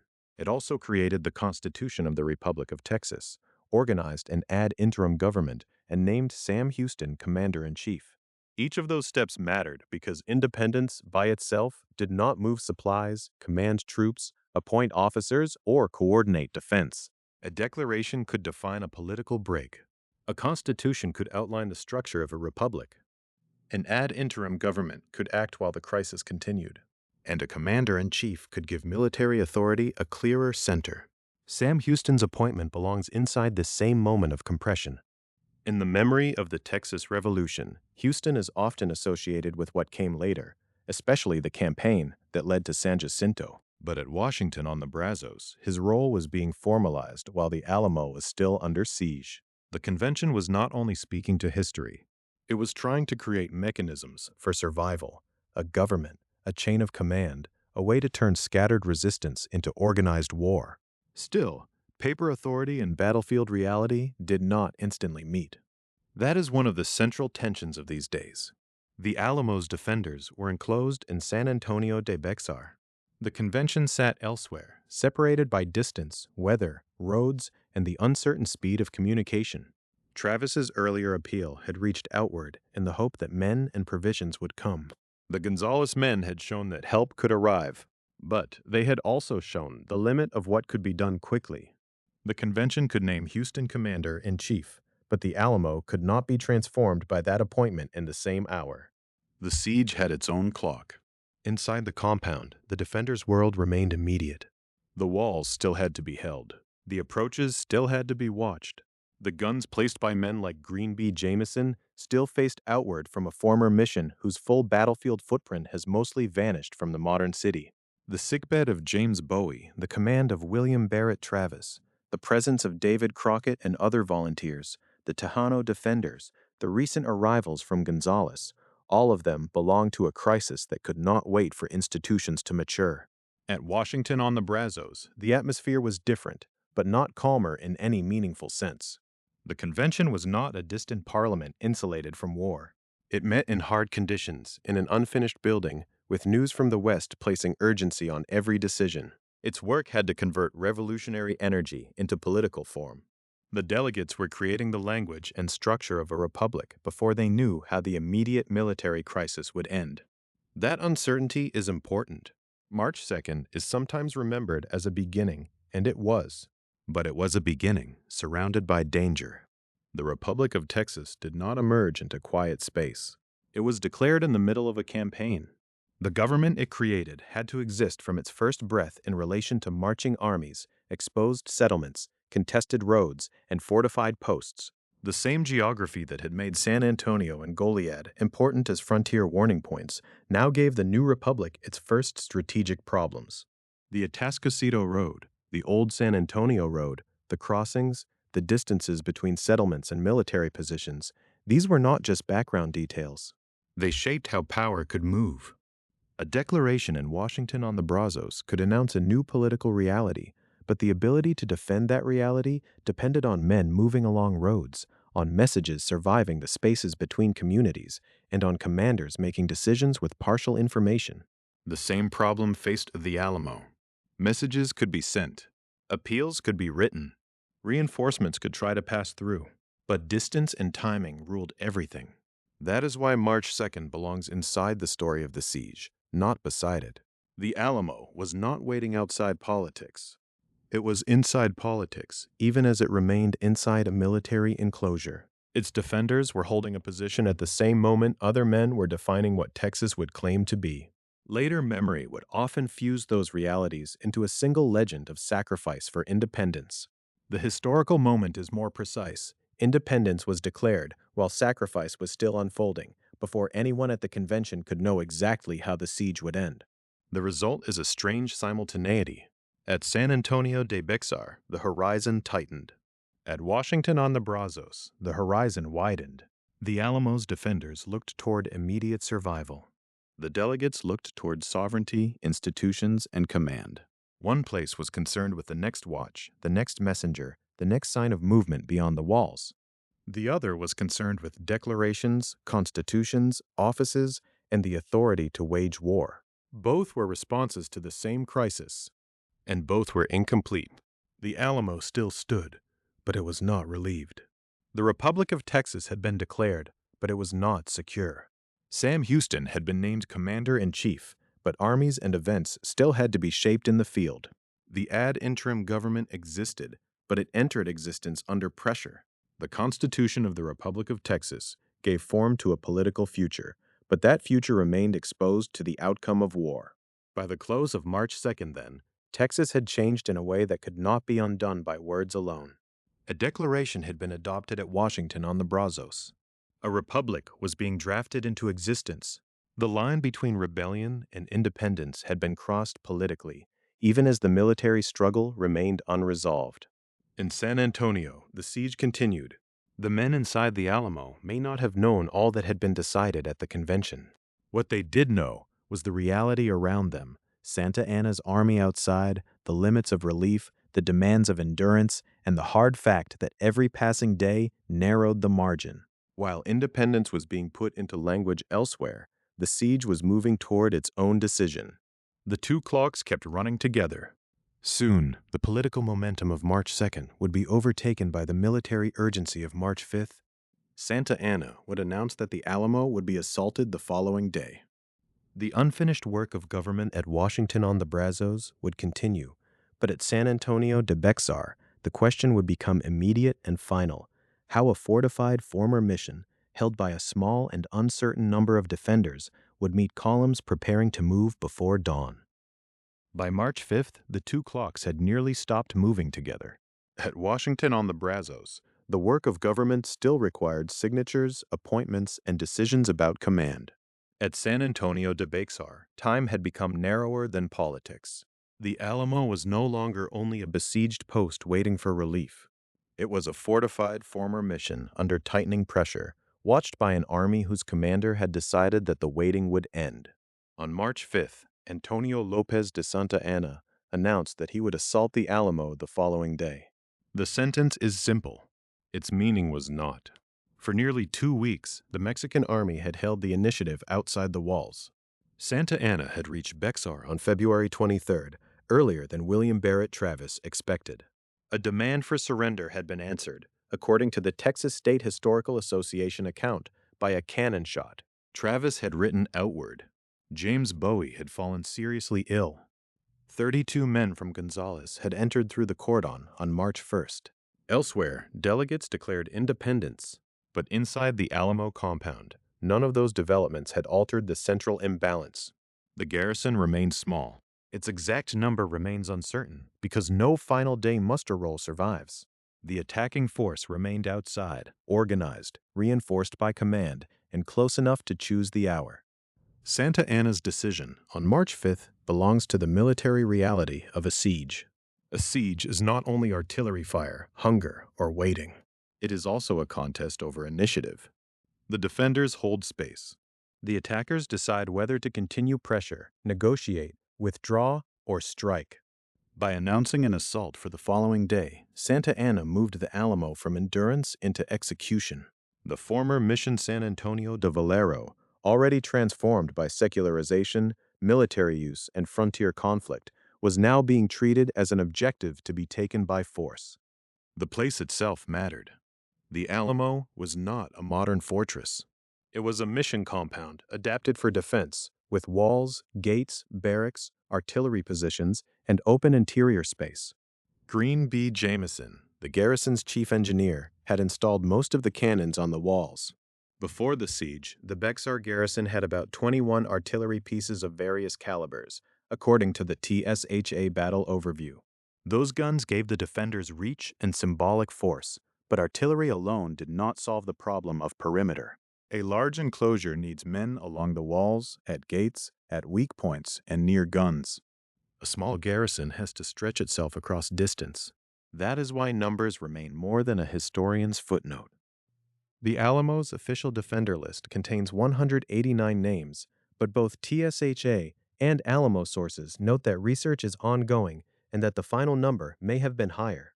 The Alamo Trust emphasizes that no final day muster roll exists. Historians reconstruct defender lists from muster rolls, newspapers, first-hand accounts, land grant claims, and other evidence. For the final hours, uncertainty is part of the structure of the event. We know enough to understand the imbalance. We do not know every name with final certainty. The defenders included Travis, Bowie, David Crockett, Tejano defenders, recent United States volunteers, the Gonzales men who entered on March 1st, and others whose paths to the compound are not equally visible in the record. They had held since February 23rd. They had watched the enemy gather around Béxar. They had sent messages into the settlements. They had received a small reinforcement that carried courage into the compound, but did not change the strategic balance. By March 5th, the defenders were not simply waiting for an attack. They were living inside a narrowing set of possibilities. Santa Anna's army was preparing for the mechanics of a pre-dawn assault. The TSHA battle account states that around 5 o'clock in the morning on Sunday, March 6th, Mexican assault columns attacked the Alamo from 4 directions. That tells us something important about March 5th. The announcement of the assault was not only a declaration of intent, it required organization. Men had to be assigned to columns. Directions of attack had to be fixed. Movement had to be timed before daylight. Commanders had to prepare troops to approach a defended enclosure in darkness, under the risk of cannon and musket fire, toward walls that had been studied during the siege. A pre-dawn attack carried both danger and advantage. Darkness could cover movement and shorten the defender's warning time. It could also confuse attackers, disrupt formation, and magnify fear. A multi-direction assault could strain a small garrison by forcing defenders to respond across the compound at once. It could prevent the defenders from concentrating easily at one point. It also required coordination, because columns moving from several directions needed to reach the walls and gates in a violent and compressed window of time. The known battlefield spaces help us imagine the problem without inventing what the sources do not say. The North Bastion, the Long Barrack, the Chapel, the South Gate, the Mission Gate, the Palisade, the Lunette, and the outer walls were not abstract labels. They were the physical vocabulary of the coming fight. The defenders had to occupy and defend this vocabulary with limited manpower. The attackers had to cross into it. By March 5th, the Alamo's defenders were enclosed not only by troops but by the shape of the compound itself. The same walls that protected them also fixed them in place. The same artillery that made defiance possible required men to serve and defend it. The same buildings that offered last positions also created interior spaces that could become traps if the outer defenses failed. A fortified mission could delay an army. It could make the cost of attack higher. It could not create reinforcements out of empty roads. Those roads had been part of the story from the beginning of the campaign. San Antonio de Béxar mattered because routes from the Mexican interior and across Texas converged around the region. The Atascocito Road, the Old San Antonio Road, the crossing at Paso de Francia, the line toward Goliad, and Presidio La Bahía, these were not background details. They formed the geography of warning, response, and delay. By March 5th, that geography had not delivered enough men to the Alamo. The 32 from Gonzales had shown that movement through the cordon was possible. Their arrival also showed how limited relief had been. The emotional mechanics of the final hours are harder to document, and they should be treated carefully. We do not need to invent speeches or private thoughts to understand the pressure. The garrison had already lived through Santa Anna's demand, Travis's appeals, Bowie's illness, bombardment and encirclement, and the arrival of a small reinforcement. The men inside knew they were surrounded. They knew relief had not come in sufficient force. They knew the Mexican army remained outside. If they learned of the coming assault, that knowledge would have altered the texture of every practical task: where to stand, where to sleep, if sleep was possible, how to keep weapons ready, how to hold a post until morning. For Santa Anna, the decision also carried meaning beyond the immediate tactical problem. The Alamo was a forward post taken by Texian immigrants, American volunteers, and Tejano allies after the December 1835 capture of San Antonio de Béxar from Centralist forces. Leaving it in enemy hands during the campaign posed a military and symbolic challenge. Taking it would clear a position that had become a point of resistance. But the way it was taken would shape memory far beyond the expectations of the men preparing to move. That later memory can make March 5th feel inevitable, as if every event in the siege was only a step toward one famous dawn. But inevitability is not the same as history. The defenders did not live inside a legend. They lived inside a compound with walls to man and guns to serve. The Mexican troops did not move through a myth. They prepared in columns under orders from a commander who had chosen to attack. The Alamo's later place in Texas memory, preservation disputes, and public argument should not flatten this final night into a symbol only. Before it became a phrase, it was a military decision, and the material world of that decision has partly vanished. The majority of the 1836 battlefield no longer survives above ground. In May 1836, the Mexican army tore down the compound's outer walls, leaving the Alamo Church and Long Barrack as the two battle-era structures still standing. Modern Alamo Plaza overlays ground where the compound once extended. Alamo Street crosses the battlefield footprint. Houston Street crosses the north end. The Hipólito Garcia Federal Building occupies space where the north wall once stood. To speak of March 5th is therefore to speak of a landscape partly hidden beneath a city. That hidden landscape matters because Santa Anna's order was aimed at more than the church facade now familiar to visitors. The assault would fall on a larger compound, with walls and gates and defensive positions no longer fully visible in the modern plaza. The surviving church and Long Barrack can carry memory, but they cannot by themselves show the full geometry of the attack that was being prepared. As March 5th turned toward night, the siege had reached its last pause. The political world at Washington-on-the-Brazos continued its unfinished work. The roads remained uncertain. The Alamo remained held. Outside, assault columns were being prepared to move before dawn from 4 directions. Inside, a small garrison with an uncertain final number occupied the former mission as best it could. The order had been given. Before daylight on Sunday, March 6th, the waiting would end. Before daylight on Sunday, March 6th, the waiting ended. For nearly 2 weeks, the Alamo had been a place of pressure, cannon fire, unanswered appeals, uncertain roads, and a shrinking hope that help might arrive in time. On March 5th, Santa Anna had announced that the assault would come the following day. Now the siege moved from preparation into violence. Around 5 o'clock in the morning, before the sun had risen over San Antonio de Béxar, Mexican assault columns advanced against the fortified former mission from 4 directions. The Texas State Historical Association account gives the scale of that final movement with stark economy. About 1,800 Mexican assault troops moved against the Alamo. The number matters because it reminds us that the final battle was not a duel between equal forces, and not a scene that can be understood only through later legend. It was a coordinated assault by a large army against a small garrison whose exact final number remains uncertain. No final day muster roll survives.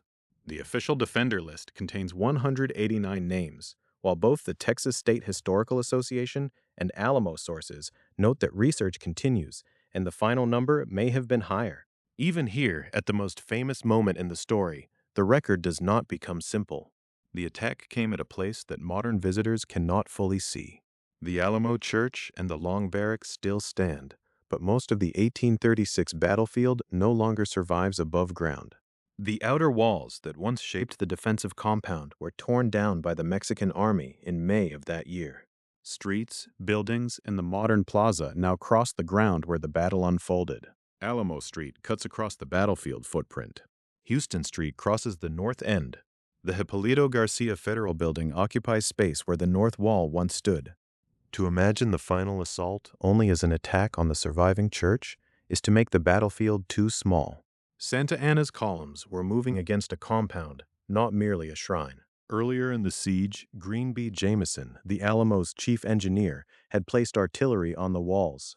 The garrison had used the old mission's military possibilities as best it could: walls, gates, batteries, the long barrack, the chapel, and improvised defensive positions. But the Alamo had not been built as a modern fortress. It was a former mission turned military post, carrying layers of Spanish colonial, indigenous, civilian, and military history within the same enclosure. By March 6th, those older layers were hidden beneath the immediate question of survival. The assault began in darkness, and the sources leave much that later storytellers have tried to fill. This chapter will not invent the sound of individual commands, the exact path of every soldier, or the last words of men whose voices were not recorded. What can be said is enough. The attack struck from 4 directions. The Mexican assault force was large. The defenders were few. The final assault lasted no more than 90 minutes. That brevity is one of the hardest facts to hold. The siege lasted 13 days, long enough for letters to be written, reinforcements to slip through the cordon, the Texas Declaration of Independence to be adopted at Washington on the Brazos, and Santa Anna's army to tighten its grip around San Antonio de Béxar. But the last phase, the battle that made the Alamo an enduring symbol, was over in less than the length of a modern film. No more than 90 minutes separated the beginning of the assault from the fall of the compound. Among the first defenders killed was William Barret Travis. He fell on the North Bastion. Travis had entered the story as a young officer sent to reinforce a post that was already in trouble. He had reached the Alamo on February 3rd with a small cavalry contingent after Governor Henry Smith ordered him to report to James Clinton Neal. After Neal left on furlough, Travis had shared authority uneasily with James Bowie, who commanded the volunteers while Travis commanded the regulars. Then Bowie became seriously ill on February 24, and Travis assumed full command. From inside the siege, he wrote his appeal to the people of Texas and all Americans in the world, a letter that asked for aid while turning the garrison's position into a public declaration of resolve. On March 6th, the writer of that appeal died early in the assault. The North Bastion mattered because it was part of the old compound's defensive geometry, a place within the broader enclosure that is difficult to recover from the modern plaza alone. Travis's fall there has become one of the fixed points in accounts of the battle, but even that fixed point should be handled with restraint. It tells us that command did not survive long into the final assault. It tells us that the battle very quickly entered a phase in which defenders were fighting under collapsing conditions. It does not give us permission to imagine every gesture around him. As the assault pressed into the compound, some defenders withdrew into the long barrack. That building still stands, and because it survives, it carries an unusual burden. It is not only a remaining structure, it is one of the few battle-era witnesses still visible above ground. Earlier chapters traced how much has disappeared. Outer walls removed, spaces altered, the original battlefield folded into downtown San Antonio. The long barrack interrupts that disappearance. Its stone walls mark a place where the battle narrowed, where some defenders retreated after the outer defense could no longer hold. Here again, the sources give the shape without giving every detail. The movement into the long barrack tells us that the battle did not end all at once when the walls were breached or positions were overrun. It contracted. Defenders fell back into interior spaces. The compound became a sequence of last positions. The long barrack was one of them. James Bowie, seriously ill since February 24, was inside the Alamo during the final assault. David Crockett, who had arrived around February 8th with American volunteers, was there as well. Tejano defenders, recent United States volunteers, regulars, volunteers, and others made up the garrison. But the record does not allow every man's final moment to be narrated with certainty. That uncertainty has often been treated as an invitation to legend. A more careful history treats it as a boundary. The chapel fell last. That phrase carries much of the later image of the Alamo because the chapel is the building most people now recognize. Its facade became the public face of the battle, the symbol reproduced in paintings, postcards, schoolbooks, monuments, and political speeches. Yet on March 6th, it was not a backdrop. It was part of the mission compound's final interior geography. After the North Bastion, after withdrawal into the long barrack, after the assault moved through the larger enclosure, the chapel was the last space to fall. The fact that the chapel fell last helps explain why memory gathered there so powerfully. The surviving church became a kind of visual shorthand for the whole battle. But shorthand can also distort. The Alamo of 1836 included more than the church. It included walls no longer standing, gates no longer visible as they were, positions now crossed by streets, and spaces hidden beneath later development. The chapel's survival made it sacred in public memory, but the battle itself exceeded the building that later came to represent it. By the end of the assault, the Alamo had fallen. The siege that began on February 23rd was over. The fortified former Mission San Antonio de Valero, held for 13 days by a small and uncertain number of defenders, had been taken by Santa Anna's army in no more than 90 minutes of final combat. There is a temptation at this point in the story to let the legend speak louder than the event. The Alamo's fall has been told as sacrifice, as warning, as martyrdom, as origin story, as military failure, and as political symbol. It has also been contested because the Texas Revolution itself was not a single-meaning struggle. The site carried the older history of Mission San Antonio de Valero. The revolution carried Tejano participation, resistance to centralist authority, the ambitions of Anglo-American settlers, and the unresolved presence of slavery in Mexican Texas, where the Mexican government opposed slavery, but thousands of enslaved people were already present by 1836. The final assault did not erase those complexities. It became the place where later memory often tried to compress them. But before memory hardened, there was the immediate fact of a fallen post. The Alamo had been a forward position after the December 1835 capture of San Antonio de Béxar by Texian immigrants, American volunteers, and Tejano allies. Its defenders had held longer than Santa Anna might have wished. They had also been unable to stop the army that surrounded them. By morning on March 6th, the military reality was clear. San Antonio de Béxar was again in Mexican hands. The Alamo garrison was destroyed. And yet the battle did not end its influence when the chapel fell. In military terms, the compound had been taken.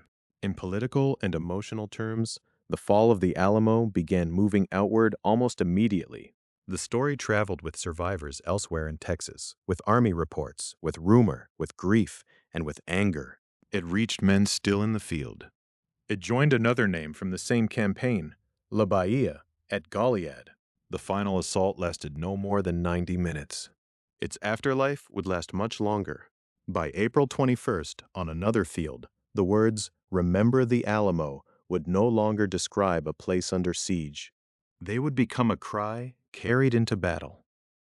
The words that left the Alamo did not travel as a finished legend. They traveled first as news, and news in a revolution moved unevenly. It followed roads, riders, camps, and fear. It reached people who did not yet know whether the loss at San Antonio de Béxar was the end of the revolt or the beginning of something harder to stop. By the morning of March 6, 1836, the military fact was plain. Santa Anna's army had retaken the Alamo. The garrison inside the former Mission San Antonio de Valero had been destroyed. Travis, Bowie, Crockett, Tejano defenders, recent volunteers from the United States, and others had become part of a story that could no longer be changed by relief columns or appeals for aid. The siege was over. But revolutions do not remember battles only by their tactical result. They remember what can be carried forward. The Alamo had failed as a defensive post. It had not stopped Santa Anna from taking San Antonio de Béxar. It had not preserved the garrison. It had not held the road indefinitely. Yet almost immediately, it became useful in another way. The fall of the Alamo gave the Texas Revolution a language of loss, anger, and obligation. It became a way to speak about why the fight should continue after defeat. That is the turn that matters here. A battle can be lost and still become powerful. Sometimes, especially in national memory, a defeat becomes more durable than a victory because it gives later victory an emotional cause. The Alamo became that kind of defeat. In the weeks after March 6th, the revolution was still moving.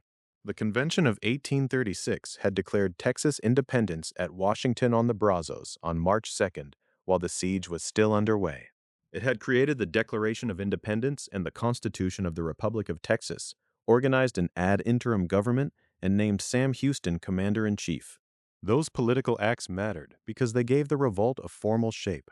But armies in the field needed more than declarations. They needed cohesion. They needed morale. They needed a reason to keep moving through uncertainty. The Alamo supplied one part of that reason. It did not stand alone.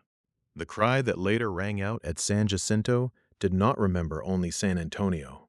It remembered La Bahía as well. La Bahía at Goliad had already appeared in this story as part of the geography of the Revolution. Presidio La Bahía, formerly Nuestra Señora de Loreto Presidio, stood roughly 90 miles southeast of San Antonio. Along with the Alamo, it helped guard the approaches into Texas settlements. The Atascocito Road from Matamoros ran through San Patricio, Goliad, and Victoria. The old San Antonio Road passed through San Antonio de Béxar. These were not abstract lines on a map. They were the corridors by which armies, warnings, supplies, and rumors moved. So when men later shouted, "Remember the Alamo," and "Remember La Bahía," they were not naming two isolated tragedies. They were naming a campaign. They were compressing weeks of military shock into a few words. San Antonio and Goliad became markers of what had been lost and what the army in the field was being asked to answer. On April 21, 1836, that answer came at San Jacinto. There, Houston's army attacked Santa Anna's camp. According to the Texas Historical Commission, the battle ended after about 18 minutes. The brevity is striking because it stands against the long pressure of the Alamo siege. 13 days at San Antonio. No more than 90 minutes in the final assault. Then, weeks later, about 18 minutes at San Jacinto. The timeline tightens and releases like a held breath. The soldiers in Houston's army shouted, "Remember the Alamo," and "Remember La Bahía." Those words carried more than memory. They carried revenge. They carried grief. They carried the need to transform earlier defeats into momentum. In that moment, the Alamo was no longer only a fallen compound in San Antonio de Béxar. It was a battle cry. That transformation happened with remarkable speed. Less than 2 months separated the opening of the siege on February 23rd from the attack at San Jacinto on April 21st. In that short span, the Alamo moved from lived event to usable symbol. The men who heard the news of its fall did not have generations of distance. They did not have monuments, museums, or preservation plans. They had fresh reports, uncertainty, and the knowledge that the army they faced was still in the field. This is why the phrase, "Remember the Alamo," cannot be treated only as a later slogan. It became meaningful almost immediately because the revolution still needed it. The dead at San Antonio could not be reinforced, but their story could reinforce others. Memory in wartime is not passive. It is organized. It selects. It sharpens. It turns complicated events into words that can be shouted under pressure. The actual Alamo had been a former mission with irregular defenses, uncertain numbers, divided command before Travis assumed full command, artillery installed along vulnerable walls, and defenders whose identities historians still reconstruct from imperfect evidence. The remembered Alamo became simpler, faster, and more forceful. It became a place where men had held out, appealed for aid, and died before relief arrived. That simplified memory was powerful. It helped create a national origin story for the Republic of Texas. Every new republic needs more than a legal beginning. The Texas Declaration of Independence gave the revolution its formal claim. The Constitution of the Republic of Texas gave it a political framework. The ad interim government gave it offices and command. But origin stories often come from sacrifice. They supply a moral drama that law alone cannot provide. The Alamo became that drama. It offered a sequence that could be repeated: a small garrison, a larger army, a refusal to surrender, a final assault, and a call to remember. It placed Travis's appeal to the people of Texas and all Americans in the world within a larger emotional architecture. The letter had been written as a plea for men and provisions. After the fall, it could be read as a last testament. The battle itself had been a military defeat. After San Jacinto, it could be folded into a story of eventual victory. This is how memory changes the meaning of time. Before San Jacinto, the Alamo might have looked like a warning, a sign that Santa Anna's campaign could overwhelm isolated posts. After San Jacinto, the Alamo could be remembered as a sacrifice that helped lead to triumph. The outcome at San Jacinto did not alter what happened before dawn on March 6th. It altered how that loss could be narrated. The same is true of La Bahía. The cry, "Remember La Bahía," shows that the emotional geography of the revolution was broader than the walls of the Alamo. The field at San Jacinto gathered multiple memories into one moment of action. The army did not have to choose between them. It carried both. The Alamo and La Bahía became paired names, each intensifying the other, each reminding the soldiers that the campaign had already taken a terrible cost. And yet, to understand how a battle cry works is not the same as accepting every later legend built upon it. The Alamo's memory became a source of morale, but also a source of simplification. It made the story easier to tell by narrowing attention to heroic resistance and revenge. What it did not easily hold were all the tensions already present in the episode: the site's older life as Mission San Antonio de Valero, the Spanish colonial system that built it, the indigenous and local communities affected by secularization, the Tejano participation in the revolution, the politics of Mexican Texas, and the presence of slavery in a territory where the Mexican government opposed slavery, but where, according to the Texas State Library, about 5,000 enslaved people were in Texas by the time of the Texas Revolution. A battle cry cannot carry all of that. It is not built for complexity. It is built for force. That is why "Remember the Alamo" became so enduring and so contested. It began as a wartime expression of anger and resolve. It later became a civic phrase, a schoolbook phrase, a tourist phrase, a political phrase. Each use pulled the battle further from the smoke and fear of March 6th and closer to the needs of whoever was invoking it. But the first transformation happened in the revolution itself. By April 21st, the Alamo was already more than a location. The words had crossed from event into memory. At San Jacinto, Houston's army did not merely remember the fallen. It made remembrance part of the attack. The Texas Historical Commission's description of the battle, ending after about 18 minutes, gives the scene its sharpest contrast. The siege at San Antonio had stretched across 13 days of waiting, bombardment, illness, command strain, and unanswered appeals. At San Jacinto, the remembered losses of the campaign were condensed into minutes. A phrase formed out of defeat accompanied a victory that would define the future Republic of Texas. From that point forward, the Alamo could no longer be only the Alamo of March 6th. It was also the Alamo of April 21st, the defeat that gave a victorious army its cry. And still, beneath that cry, there remained a physical place. Not an idea, not only a legend. A former mission in San Antonio de Béxar, later surrounded by a growing city, altered by demolition, preservation, traffic, commerce, and public argument. The memory moved outward with extraordinary speed. The battlefield itself would not remain whole. In May 1836, the outer walls would be torn down, and the place that had generated so much meaning would begin its long transformation into the Alamo Plaza known today. The words endured. The ground changed. And between the battle cry and the surviving stones, the most contested legend in Texas continued to take shape. The words endured. The ground changed.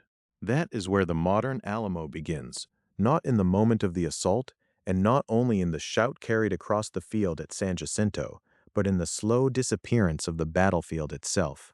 The place that people now enter at, 300 Alamo Plaza in downtown San Antonio, is real ground. It is not a replica of memory. But it is also not the full compound that stood there in 1836. Most of that battlefield no longer survives above ground.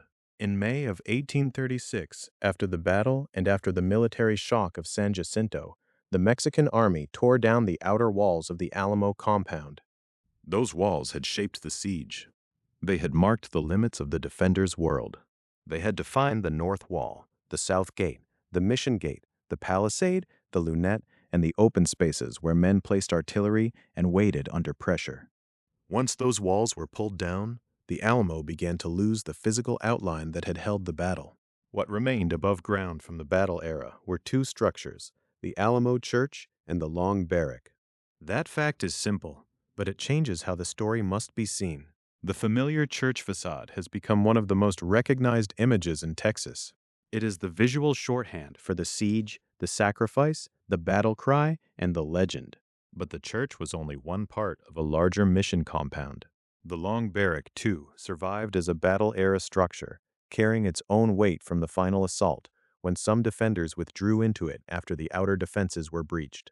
Yet even together, the church and the Long Barrack cannot show the full battlefield as it existed during the 13 days from February 23 to March 6, 1836. The missing walls matter because they make the Alamo harder to understand honestly. A visitor standing in today's plaza is not standing inside a preserved fortress frozen in time. The streets, buildings, and public spaces of downtown San Antonio overlap with the former battlefield. Modern Alamo Street crosses the battlefield footprint. Houston Street crosses the north end. The Hipólito Garcia Federal Building occupies space where the north wall once stood. The Alamo Plan describes a future Alamo district roughly bounded by Houston Street on the north, Commerce Street on the south, Bonham Street on the east, and Lozoya Street on the west. That modern district is an attempt to reckon with a battlefield that no longer presents itself clearly to the eye. So the Alamo is not only a preserved site, it is also an urban puzzle. This is part of why the legend has remained contested. The ground has been asked to carry more than the surviving stones can visibly show. It carries Mission San Antonio de Valero, founded on May 1, 1718. It carries the Spanish colonial world of missions, presidios, indigenous communities, Franciscan religion, settlement, labor, and land distribution. It carries the 1793 secularization, when mission lands, houses, seeds, tools, and draft animals were ordered distributed among remaining indigenous residents, Los Ades refugees, and local residents. It carries the military occupation of a former mission.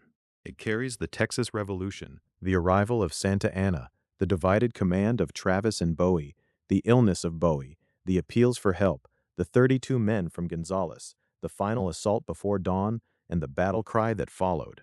And it carries what later generations argued over, emphasized, omitted, restored, and reimagined. The modern Alamo is owned by the state of Texas and operated by Alamo Trust, Inc. That arrangement places the site within a public responsibility. It is not merely a private relic or a local landmark. It is a state-owned place where memory is administered, interpreted, protected, and debated. The question is never only how to preserve stone. It is how to explain what those stones do and do not contain. The Alamo is also part of the San Antonio Mission's UNESCO World Heritage Property, designated in 2015. That listing connects Mission Valero, the Alamo, to the wider mission landscape of San Antonio. It reminds us that the Alamo did not begin as a battlefield. It belonged to a network of missions established by Franciscans, tied to Spanish colonial expansion and to the reshaping of indigenous life in the region. The World Heritage frame widens the view beyond one siege and one famous facade. But even UNESCO's recognition comes with a complication. UNESCO notes that Mission Valero's modern urban setting limits some aspects of authenticity. That is a careful way of naming a visible truth. The Alamo sits in a city that grew around it, through it, and over parts of it. The battlefield is not preserved in open country. It is surrounded by traffic, commercial life, civic buildings, and layers of development. The setting itself has changed so dramatically that the site must be interpreted through absence as much as presence. This does not make the Alamo less real. It makes it more demanding. A simpler legend asks very little of the listener. It offers brave defenders, overwhelming odds, and a final stand. Those elements are part of the history, but they are not the whole of it. A fuller account must hold more at once. It must remember that Tejano defenders were part of the Garrison. It must remember that Texian immigrants, American volunteers, and Tejano allies had captured San Antonio de Béxar from Centralist forces in December of 1835. It must remember that the Mexican government opposed slavery, while the Texas State Library states that about 5,000 enslaved people were in Texas by the time of the Texas Revolution in 1836. It must remember that the revolution was not only a military struggle, but a political one, shaped by competing visions of law, sovereignty, property, and power. That is why the Alamo resists being reduced to one meaning. It is a mission site, and it is a battlefield. It is a place of colonial history and a place of revolutionary memory. It is connected to indigenous dispossession, Spanish settlement, Mexican governance, Anglo-American migration, Tejano participation, slavery, military defeat, and nationalist myth-making. It is a place where the physical evidence has been damaged, where the final day muster roll does not exist, where names and numbers have had to be reconstructed from muster rolls, newspapers, first-hand accounts, land grant claims, and other evidence. Even the official defender list, with 189 names, remains open to ongoing research because the final number may be higher. The uncertainty is not a weakness in the story. It is one of the most honest parts of it. The Alamo's power comes from the collision of what is known, what is missing, and what people have needed it to mean. The church and the long barracks stand because they survived. The outer walls are gone because history did not preserve them. The battlefield beneath the plaza remains partly visible through research, archaeology, maps, planning documents, and public argument. Modern visitors walk through a place where the most important boundaries are often invisible. That invisibility can be frustrating. It can also be clarifying. Because the Alamo was never only the stones. It was the road into Béxar, the former mission on the east bank of the San Antonio River, the forward post after December 1835, the letters sent under siege, the artillery placed on walls that no longer stand, the men whose names are known, and the men whose names remain uncertain. It was the news that moved from San Antonio to the rest of Texas. It was the shout at San Jacinto, "Remember the Alamo, remember La Bahía." And then, for nearly 2 centuries, it was the argument over what exactly should be remembered. To stand at the modern Alamo is to stand in that argument. Not every public memory can be made simple without being made smaller. The Alamo has often been made simple, but the deeper story is stronger than the simpler one. It does not require the erasure of courage. It does not require the denial of sacrifice. It asks only that courage and sacrifice be placed back into the world that produced them, a contested borderland, a former mission, a revolution with many participants and many consequences, and a city that grew over the ground where the battle was fought. The legend survives because it is unresolved. That may be the most truthful ending the Alamo can offer. Not a closed monument, not a single lesson carved cleanly out of the past, but a battlefield beneath a plaza, a mission beneath a shrine, and a memory still being tested against the ground.